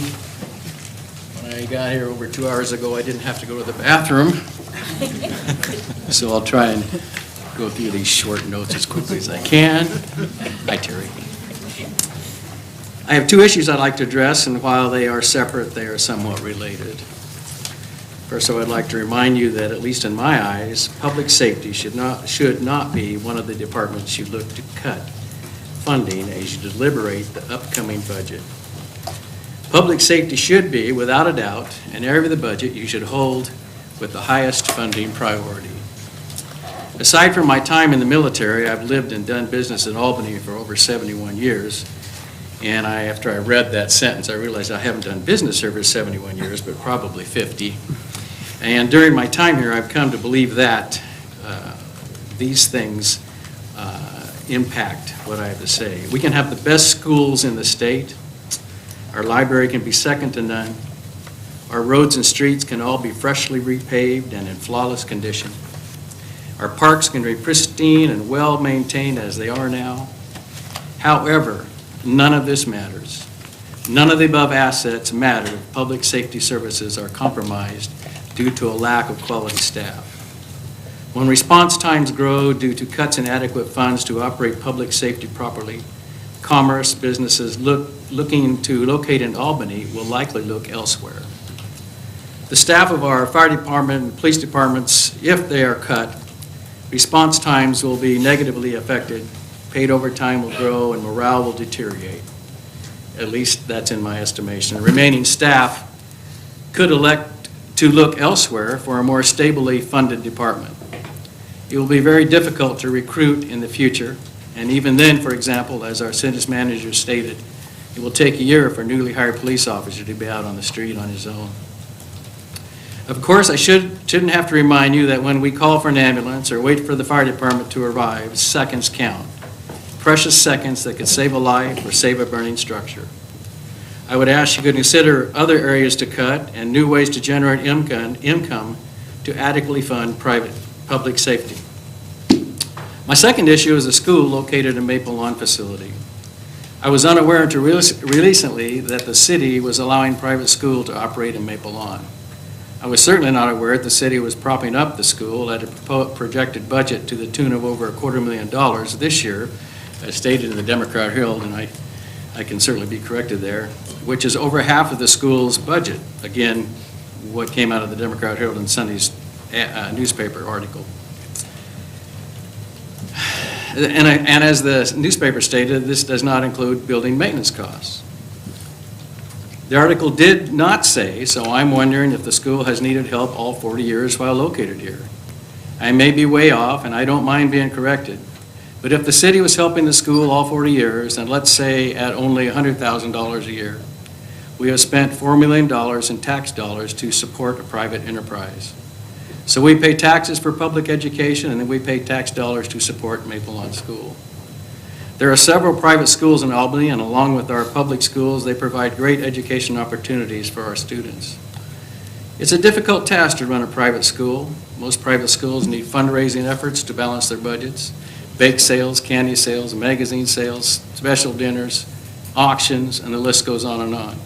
I can't think of one private school administrator who wouldn't love the additional $278,000 for school operations. Government should never be in competition with private enterprise, and with the support that the city gives the Maple Lawn School, they're doing just that. I feel for the parents of the students of Maple Lawn. I've sent my kids to 2 different private schools and love the family atmosphere of these schools. I was involved with fundraising often. It's hard work, I get it. Here's my suggestion. Offer to lease Maple Lawn to the school with costs at market prices to cover building maintenance, utilities, and depreciation with a modest profit for the city. Maple Lawn School would, like other private schools, develop a self-sustaining budget using tuition, donations, fundraising activities to support what I understand to be a fine school. This would result in a fairer playing field with the other private schools in our area. Thank you very much. Thank you. So if you'd like to provide some public comment, like I said earlier, if you're here with like-minded people, we appreciate you having a spokesperson represent your position or present your ideas. And if you'll want to, maybe just head over to this side of the room if you want to speak, and we'll take you one at a time. Just when you get over, if you come over here to the podium, just state your name and address for the record. And we appreciate you keeping your comments brief so everyone has a chance. I have it right up. Can I hand it out to everybody? Sure. Maybe hand it to someone Just else. hand it to me, and we'll just pass them down. Thank you. Yeah.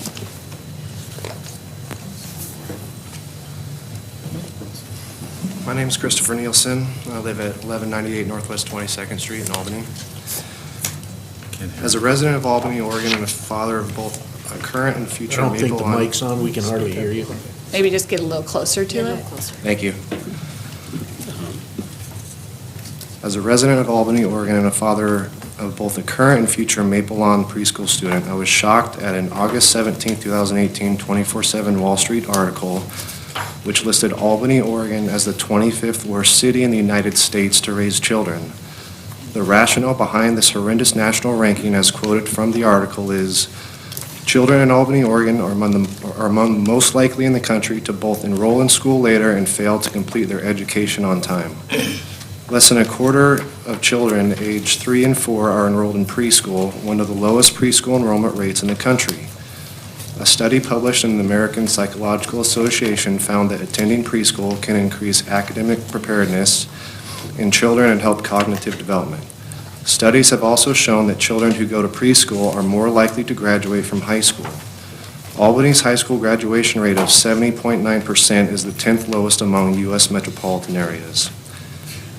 Unfortunately, I was even more shocked when I recently learned the city of Albany was planning to close Maple Lawn Preschool due to alleged budget issues.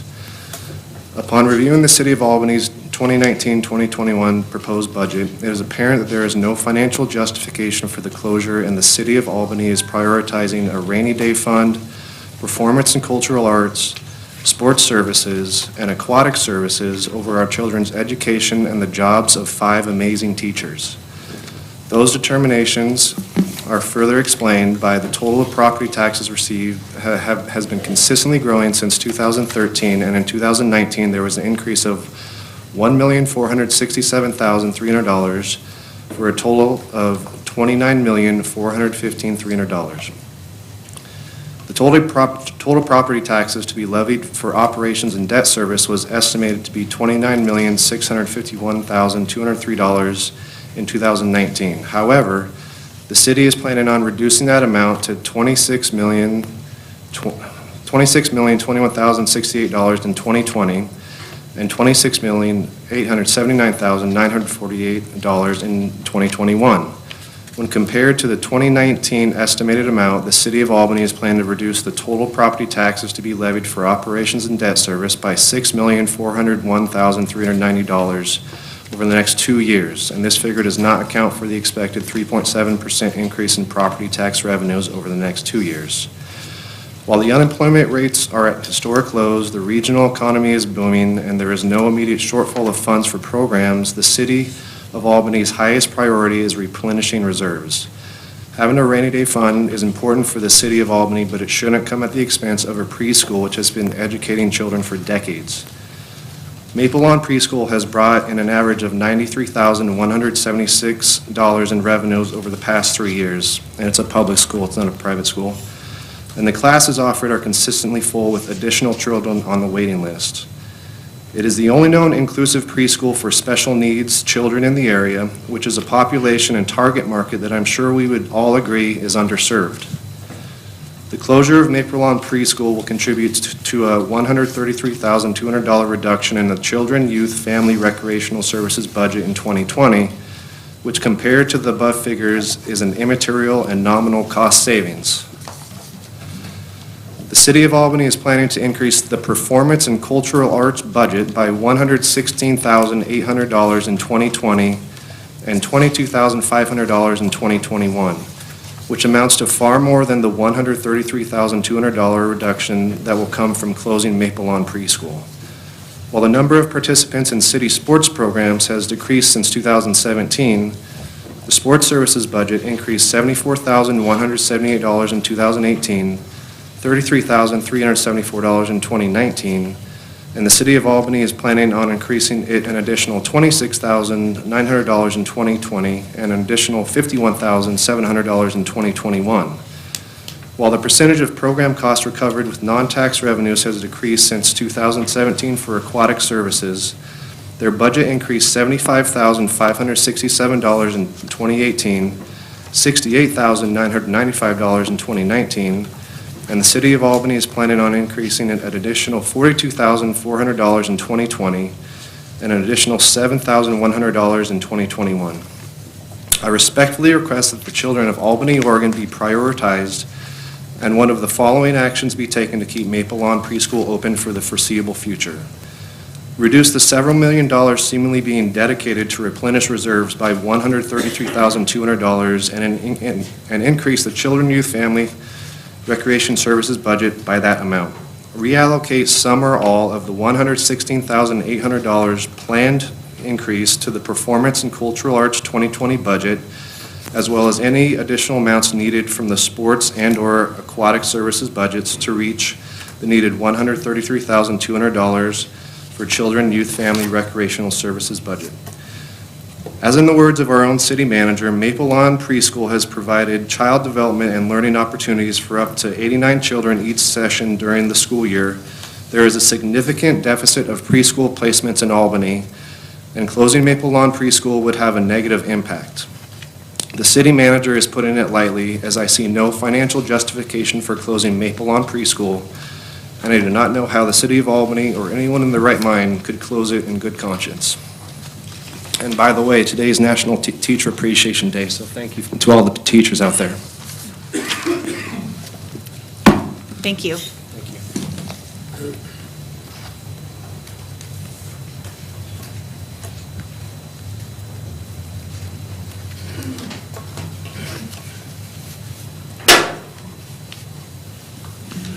Good evening, Chair, Mayor, City Council, and members of the Budget Committee. For the last 7 years, I was sitting on your side of the dais, and this is an interesting process to go through. I do understand that.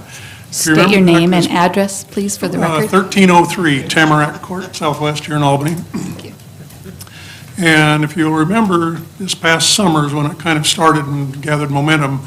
We tasked the new city managers that you've got to build reserves, okay? Went through the process, and that came to a fruition with the strategic plan, and we could start seeing some of the handwriting on the wall, and that there was going to be priorities that were going to have to be set, made, and tough decisions to make. To his credit, and he's been doing a yeoman's job ever since we hired him. He's been doing a phenomenal job in my estimation. He's made some hard decisions based on all the input from his directors, and as to be expected.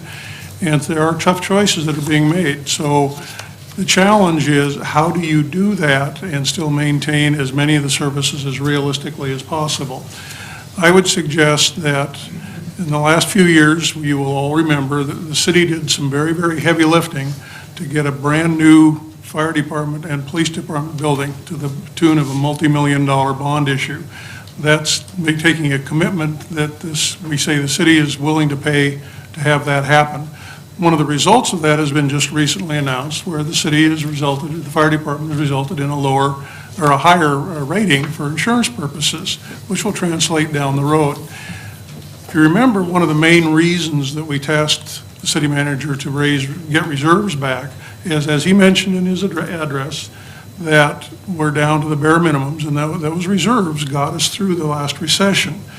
You'll also have to remember that having a higher reserve also results in lower interest rates for the bonds that we may have to go out for. Those are all good things. So while it's probably unrealistic to think that everybody can have 100% of what they're asking for, including the police and fire department, I do hope that you'll give strong consideration to what the city manager is recommending, but take into consideration, how can we make the fire department and police department as whole as possible within those structural limitations? And I say that because I would think it would be supremely ironic if we spend this huge amount of money on the new police and fire department and then basically say, oh, it's a nice building, but we can't staff it. What's the point? Why did we go through all that hard lifting? It took several years, if you remember, a failed bond issue, and we finally worked through the Public Safety Committee, which had some heavy lifting in it. We ended up with what you see right now, and I think it's to a great benefit of the community. I would hope that you folks would give a consideration to try and make the police and fire department as whole as realistic within the limitations that you have. Thank you. Thanks. Thank you. Thanks, Ray.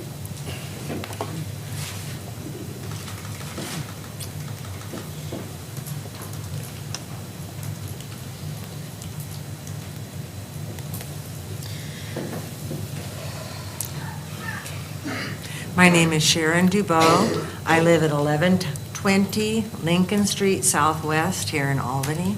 As a longtime member of this community and an educator in public education and community education for 30 years, I urge you strongly to continue operation of Maple Lawn. I thought I heard that there was some hopeful news about possible alternative funding avenues, and that made me feel good, but I'm not 100% certain that that's exactly what I was hearing. Some of it seemed to be conditional on things that are going on in the legislature, which aren't 100% settled yet, and ideas proposed by other groups. While that sounds good, I just want to make sure that you know how important it is to have excellent preschools in our area. When people look to a city as a place to live, they often think about how is that city going to benefit my children. Also, I will just have to say in response to one of the earlier speakers, I think it is very wrong to try to pit public services against each other. Of course, we want our cities to be safe. That is an important priority, but we also need to educate those who can't necessarily speak for themselves, such as the young preschoolers. Maple Lawn does provide services that no other preschool can in this city. I talked to a number of early childhood educators that teach kindergarten, first and second grade, and they all have the highest esteem for Maple Lawn. They help special needs children and those who can't necessarily help themselves, and we need that in our community. We have an all-inclusive environment there that my grandson, for one, takes part in and benefits from in immeasurable ways. Please don't look at pitting these services against each other. Please continue to look for funding that can help all of us. Like I thought I was hearing, I thought I heard some hopeful news about fire and police funding and that of Maple Lawn. And I would encourage you to continue along those avenues and not look at closing a vital preschool that's so important to our communities. Thank you. Thank you for your time. Thank you.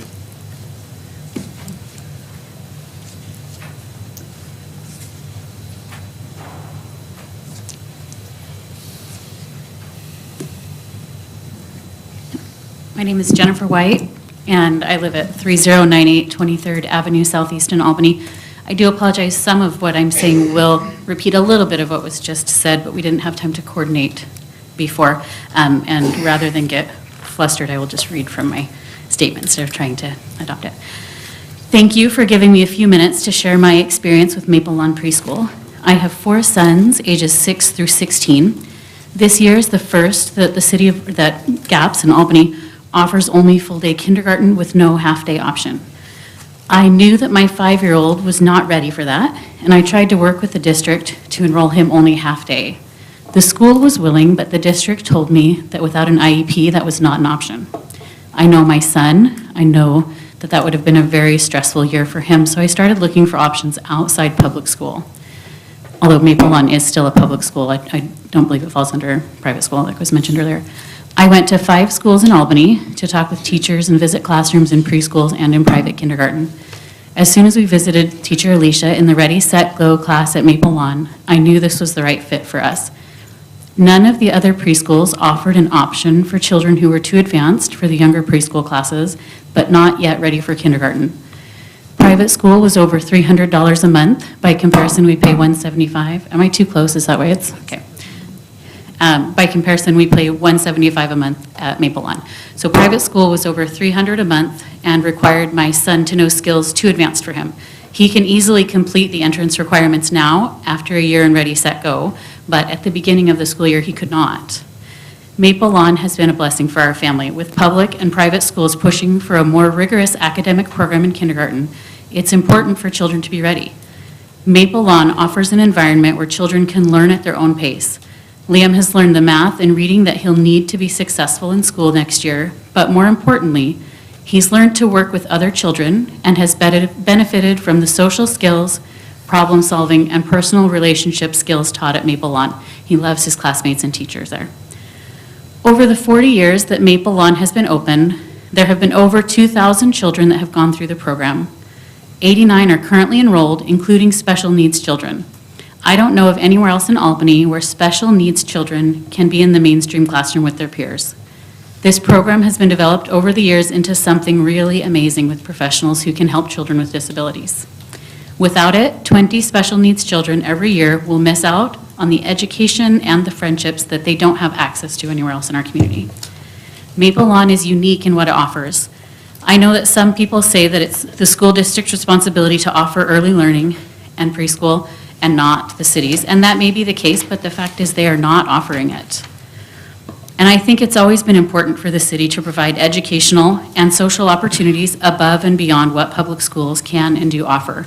That's why we have programs like Fun in the Park, concerts, aquatics, classes, summer camps, as well as programs for seniors. We could justify away any of and all of these programs and say that they're someone else's responsibility. But it's important for the city to invest in programs that help our citizens, and early education, especially what Maple Lawn does that. I think it's important to preserve a program like Maple Lawn that understands that it's about so much more than academics. It's about teaching these children the skills that will help them their whole lives. It's about helping them be compassionate toward children of different abilities, and it's about helping those with different abilities have the confidence that comes from being in the classroom with their peers. This is done while they have experts working with them and while they're still learning the academic skills that they need. I have friends with children in high school who tell me that Maple Lawn was a lifesaver when their children had speech problems in the preschool years. And I've had other parents tell me that they've been waiting for their special needs child to be old enough to attend. Maple Lawn is a wonderful program and would be a great loss to our community. I'm confident you'll be able to work the numbers to move things around to keep the school open. And then I wanted to address a little bit of, under that vein of keeping the school open. When we were standing out in the lobby earlier with our signs and asking, as people came in, save our school, one of the questions that was proposed to us by Mr. Kellum was, are you going to pay for it? And the answer is no, I can't fund the preschool, and I'm fully aware of that. However, as was mentioned earlier, there are some options where we can reach out and we can work with other organizations. I don't know if GAPS will get the funding to do it. They're already fighting for class sizes. I'm not optimistic that GAPS could step in, but there are other organizations, as mentioned earlier in the budget proposal, but the school needs time for that. We were given very, very little time in order to look for other funding for grants or to work with other organizations. The school year ends at the end of this month.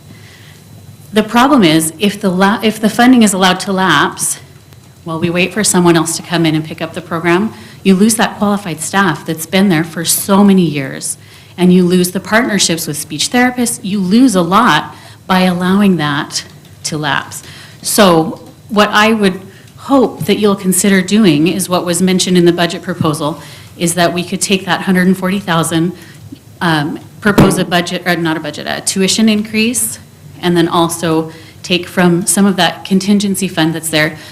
If it's not an option to fund it forever, that's fine. It looks like there are other options. I would love the city to be able to fund it forever. But if that's not an honest option, at least maybe we could get this next 2 years so that the school can look at other funding options, because we would really, really lose out by not having Maple Lawn in our community. And it's been such a wonderful thing for my child and for so many people that I know in Albany. Thank you. Thank you.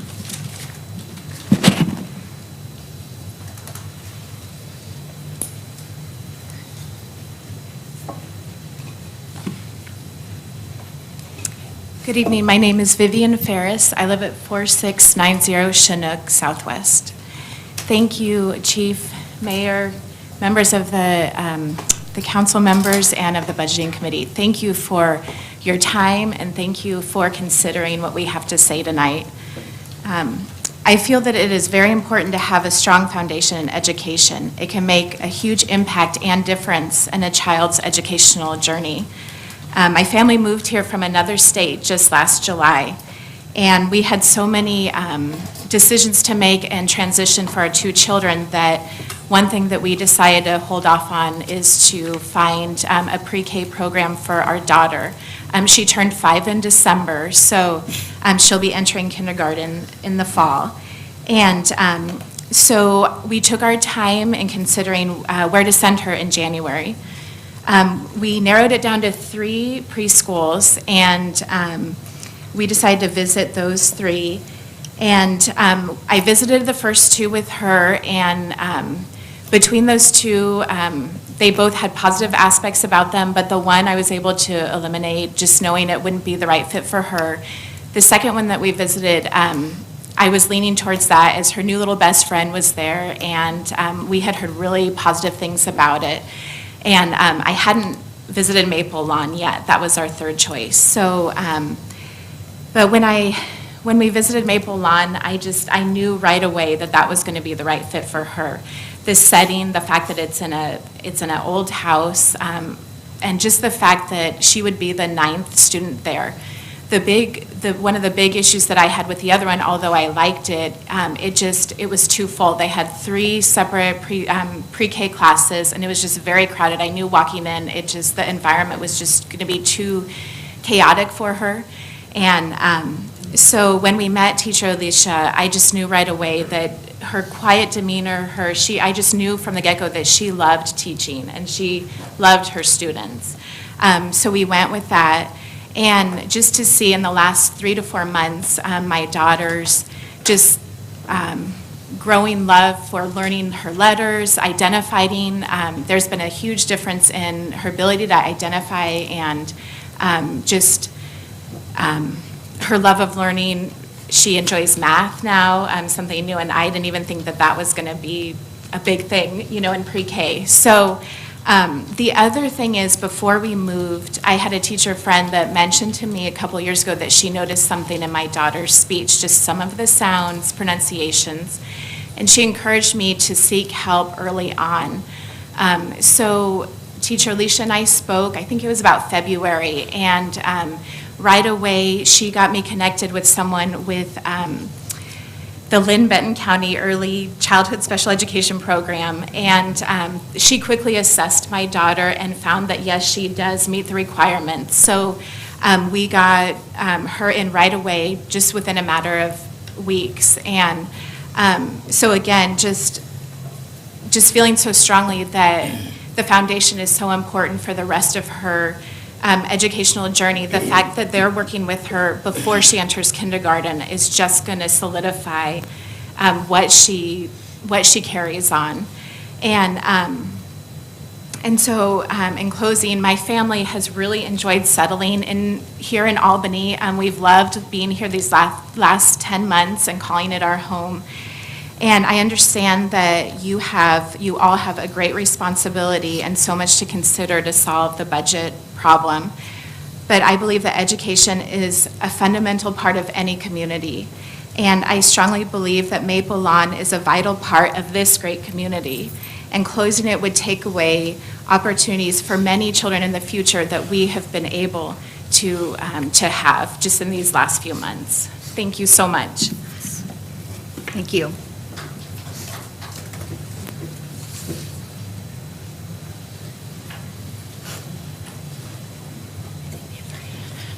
Rachel Cullen. My address is 5052 Caribou Court, Southwest Albany, Oregon. So I was living in Philomath, Oregon many years ago, looking for a community to raise my family in. Philomath has amazing early childhood education programs, but they didn't have a preschool yet, and they were striving to develop that. It was somebody's testimony of Maple Lawn that made me go, maybe I should give Albany a second look. It made me switch and move to Albany. I have a daughter who has significant delays and is being evaluated for autism right now. And due to budgetary cuts in early education, as well as the budgetary cuts here, she's going from 8.5 hours of service next year to 2. for all of her services. I've tried to get other preschools, but I'm way down on the waiting list because of how late they told us that they were closing. So I'm number 4 for the co-op. I'm number 3 for another one. There's no other preschool, and all the private schools are saying, we won't take her. She needs extra assistance. Well, we don't have the people to help with that. She needs help in the bathroom. Good luck. So I strive and I plead that you keep this program around. And it takes time to find funding. And I appreciate this community's 40 years of support for early childhood education. It is an amazing program. Thank you. Thank you.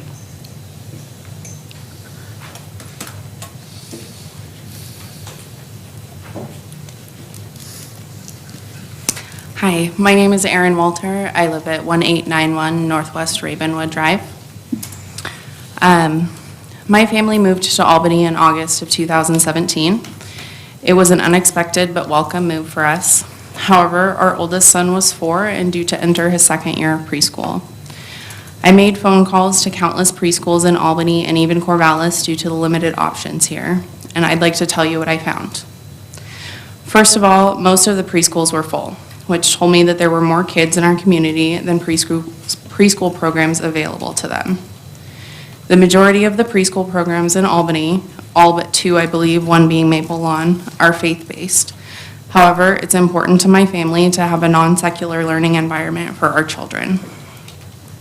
A large number of the programs are full-time daycare that have preschool integrated but don't allow students to attend part-time.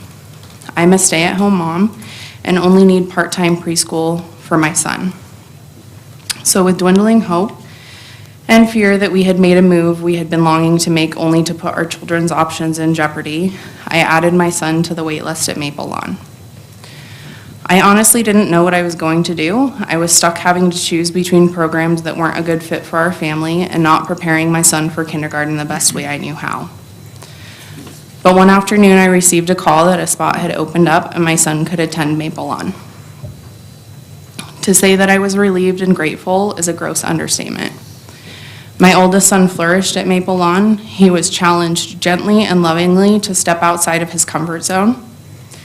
And even when he chose not to do so at school, we saw the positive effects of the work being done with him by the teachers at home. He's now nearing the end of his kindergarten year, a well-adjusted student who is meeting grade level expectations and prepared for 1st grade. The thing is, I was shocked when I saw what these expectations were. What is expected of our kindergartners? Kindergarten has become the new 1st grade, and therefore preschool has become the new kindergarten. Preschool is more important now to prepare our children for a successful education experience than it has ever been. And the program at Maple Lawn is top-notch. My middle son has attended Maple Lawn this year and is learning so much it amazes me all the time. Although my family doesn't use the early intervention program, I value the experience they have being in an environment with children that are different from them at such a young age. Our family values acceptance, and I feel this integrated program is an important part of that, not just for my family, but for our community. Our family planned to attend Maple Lawn for the next 3 years, as my son that currently attends continued into his 2nd year of preschool, and my youngest son attended for 2 years as well. I can honestly say I have investigated many other programs in Albany and even Corvallis, and there's no other preschool that measures up. Maple Lawn is by far the best preschool program in Albany, and again, one of, if not the only, non-secular program. If Maple Lawn is closed, I'm truly not sure what I will do. There's currently no other program that I feel comfortable sending my children to, and it would be a tragedy if our community lost this program. I have heard members of the community say that this program only affects 89 families a year and therefore is justified in being cut. 89 may seem like a small number in the big picture of our city, but I can tell you that when it comes to the city's children and available preschool options, it's not. Our city does not have enough space or options for 89 students elsewhere. Not only is Maple Lawn the best of the best, but eliminating this program would mean even fewer children having the opportunity to attend preschool at all. Shouldn't families from every walk of life have a preschool option that feels comfortable for them? Our community needs this preschool. We're talking about our children, our future? Shouldn't the youngest and most vulnerable members of our community be an important part of it? I know I want to live in a city that thinks they are. At Maple Lawn, our children learn acceptance, they learn understanding, and they learn inclusion. Is this not exactly what we want for our future? Thank you. Thank you.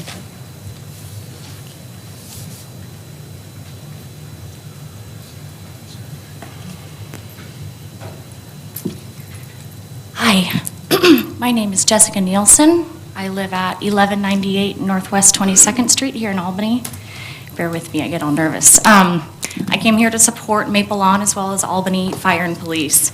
I didn't realize we were competing, and I hope it doesn't come down to that, pitting one service over the other. So, as you guys are well aware, the monetary savings from cutting Maple Lawn ultimately is minimal. It's a very, very small piece of a budget, a complicated budget, albeit. However, the potential negative outcome from cutting Maple Lawn for countless families would be significant. It's not difficult to see that a community already nationally recognized as lacking in resources for children and family may suffer from the closure of an inclusive preschool. I hope our community is one that's supported enough by its local government that we don't have to fear losing these basic and essential services. This is one of those places that makes our community truly great.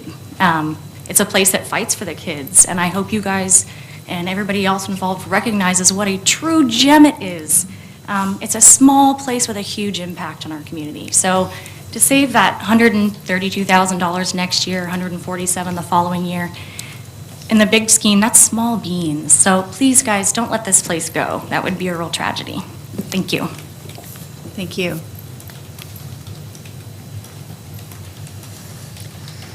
Is there any other public comment this evening? Thank you, everybody, for your participation. Next on the agenda is public review, and the process is, or the presentation style is a little bit different for this year's budget. It'd be a good opportunity at this point for us to talk about any requests of staff or things. If you're not prepared now, you can email them before Thursday. But I'll open it up now for the committee if you have questions of staff or questions about what you heard this evening.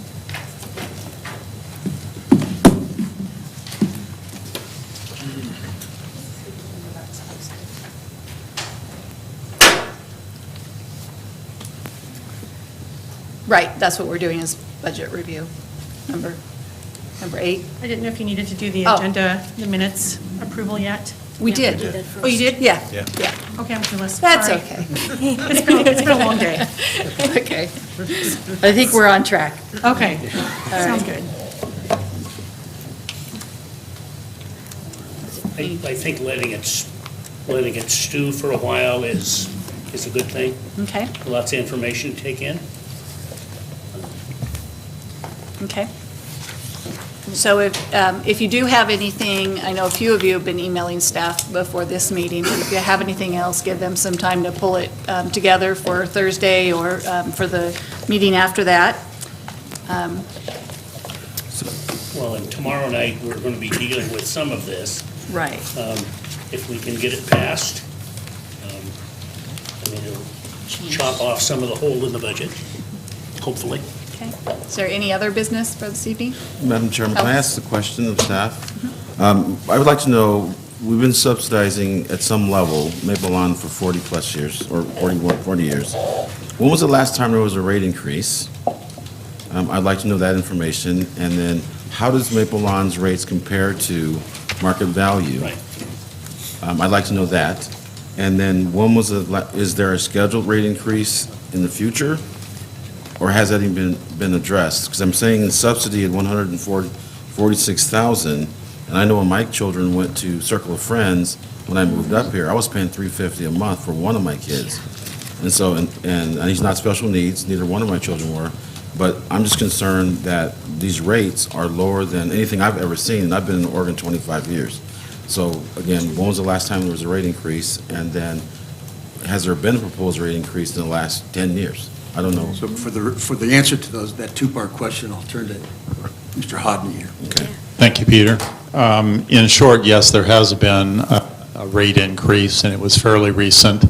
What I can do, Alex, is bring back on Thursday a more complete report letting you know what those rate increases have been, say, over the last 10 years, give you a little bit of a historic trend. Maple Lawn, the subsidy per child, I don't remember exactly what it is. Again, that's something that I have on paper. Can certainly bring that with me on Thursday as well. But it's a significant subsidy per child. And I guess the last piece of information I'll offer, and this will all be included on a one-page summary sheet that's already been prepared, is that if every child's cost associated with Maple Lawn was being entirely covered by tuition, we'd have to see about a 225 to a 250% increase in current tuition in order to cover that, and that's obviously not going to happen. You wouldn't have much of an audience left. But we'll bring on Thursday a complete report with that information. Did I get everything that you were asking? Yes, you did, but I would also like to see what it compares to other daycares in the area. Yeah, and I think you had, some of that was mentioned by one of the speakers tonight in terms of where Maple Lawn is priced as opposed to a private entity, but we'll share that with you as well. I really appreciate that. Yeah, you bet. Request. Could we have, if it's already made, could we have that emailed to us tomorrow? Yes, I think so, Rich. What I want to do is I want to take a quick look and make sure that everything that Alex has asked for is there, but I believe that it is, so. We'll get it out as quickly as we can. We don't necessarily have to wait until Thursday. So Ed, one more thing I'd like to find out about is the rate based on the family's economic situation, or is just that's what it is? The subsidy rate? Well, yeah, that's not an easy question to answer because you do have some services being subsidized through the ESD, okay, right? So then that's not really factored in. So let me just give you a complete picture with this report that I'm going to generate, and I'll certainly be collaborating with Debbie Richards, who coordinates the program, just to make sure that we've got everything right. Okay, thank you. Madam Chair. Yeah. Peter, is that the same information that you sent me, and I think you sent everyone else? It'll be much more in depth than Yeah, we received this today. and it Oh, wasn't- okay. yeah. I'll need to add to that, Bessie. Okay. Yeah, my questions were generated from this document. Okay, all right. I just want to make sure that we're not duplicating, that everybody got it. Okay. Thank you, Ed. Thank you, Ed. All right. With that, we will close for the evening and continue on Thursday night. Bill has something. I had one Oh, Bill? quick question, probably for Peter. If we decided to resolve some of these shortfalls through the levy process, when do you think the earliest time we would have something on a ballot? In other words, is there an election this? You do have November a public safety levy coming up. And you're talking about the shortfalls in police and In fire? anything. Well, we have a public safety levy coming up in 2021, which will probably be May of 2021, which we'll start preparing for in the next couple of months, near the end of this year. That's just the public safety levy. You could also levy for parks maintenance, you could levy for libraries, but you have to keep in mind the burden, if people want to vote for a public safety levy, will they also be willing to vote for a parks maintenance levy at the same time? So here's part of my thought process. I read where Corvallis is cutting the library 25% and parks, I think 50%. But they're also going to put a levy on the ballot and let the voters decide basically what are you willing to pay more for? And when I look at, some of the cuts that the staff is proposing, I think that's one viable option is ask the voters what they're willing to pay more for. Now, I know there'd be an election, the primary next May, and it wouldn't cost the city anything to put something on the ballot. Is that the earliest opportunity? Well, remember that, and I'd ask Ed to weigh in here, but we can certainly work on a parks maintenance or library levy. You'll have to, we have, when Ed and I talked over this stuff, and you look to the future, look 2, 3, 4, 5 years down, then you start thinking about the other things that we're not going to be able to fund, not just Maple Lawn. So that Parks levy could possibly serve as a source of funding to address those future concerns. So the only thing I would add is that the levy discussion with Peter is in conjunction with the update of the park master plan, which has just begun. That plan will be completed, which will not only look at any improvements that might be associated with the growth of the community over the next 10 years, but it will also be addressing renovation and equipment replacement and things like that. Sort of what does it take to sustain the system you already have. And that bill is going to translate into a parallel discussion with, so what does it cost on a sustainable basis to operate the system? So with the Park Master Plan, what will also come with that effort is some observations and recommendations related to sustaining the system, and that's where the levy potentially comes into play. A levy and maybe some other funding options as well for the council to consider. So by February of next year, that conversation will move to the city council in time for future budgeting. I hope that helps. Next year's the off year, so you have lots of time to talk about it. Bessie? Yes, Madam Chair, I think this is, to me, this is the most uncomfortable part of it. You say, what do we want, what can we say, or whatever. So I've come up with some ideas, and maybe this will give other people the ideas too. We've got 2 libraries in Albany. Do we need 2? I asked for the information on, how much it takes to run Carnegie, and it's like $210,000. Okay, so we got that. I asked also for city-owned properties. We have a ton of them. We're sitting on them. Here we're trying to cut police and fire, and we're sitting on property that is just sitting there. And so I think there's other things, and I'm hoping other people will bring the same things, like, let's think outside of the box. Let's figure out some way to make some of this money to, like I say, combining the libraries. Okay, I don't want to sell the building because it's a historic building, Carnegie, we could use it for something else.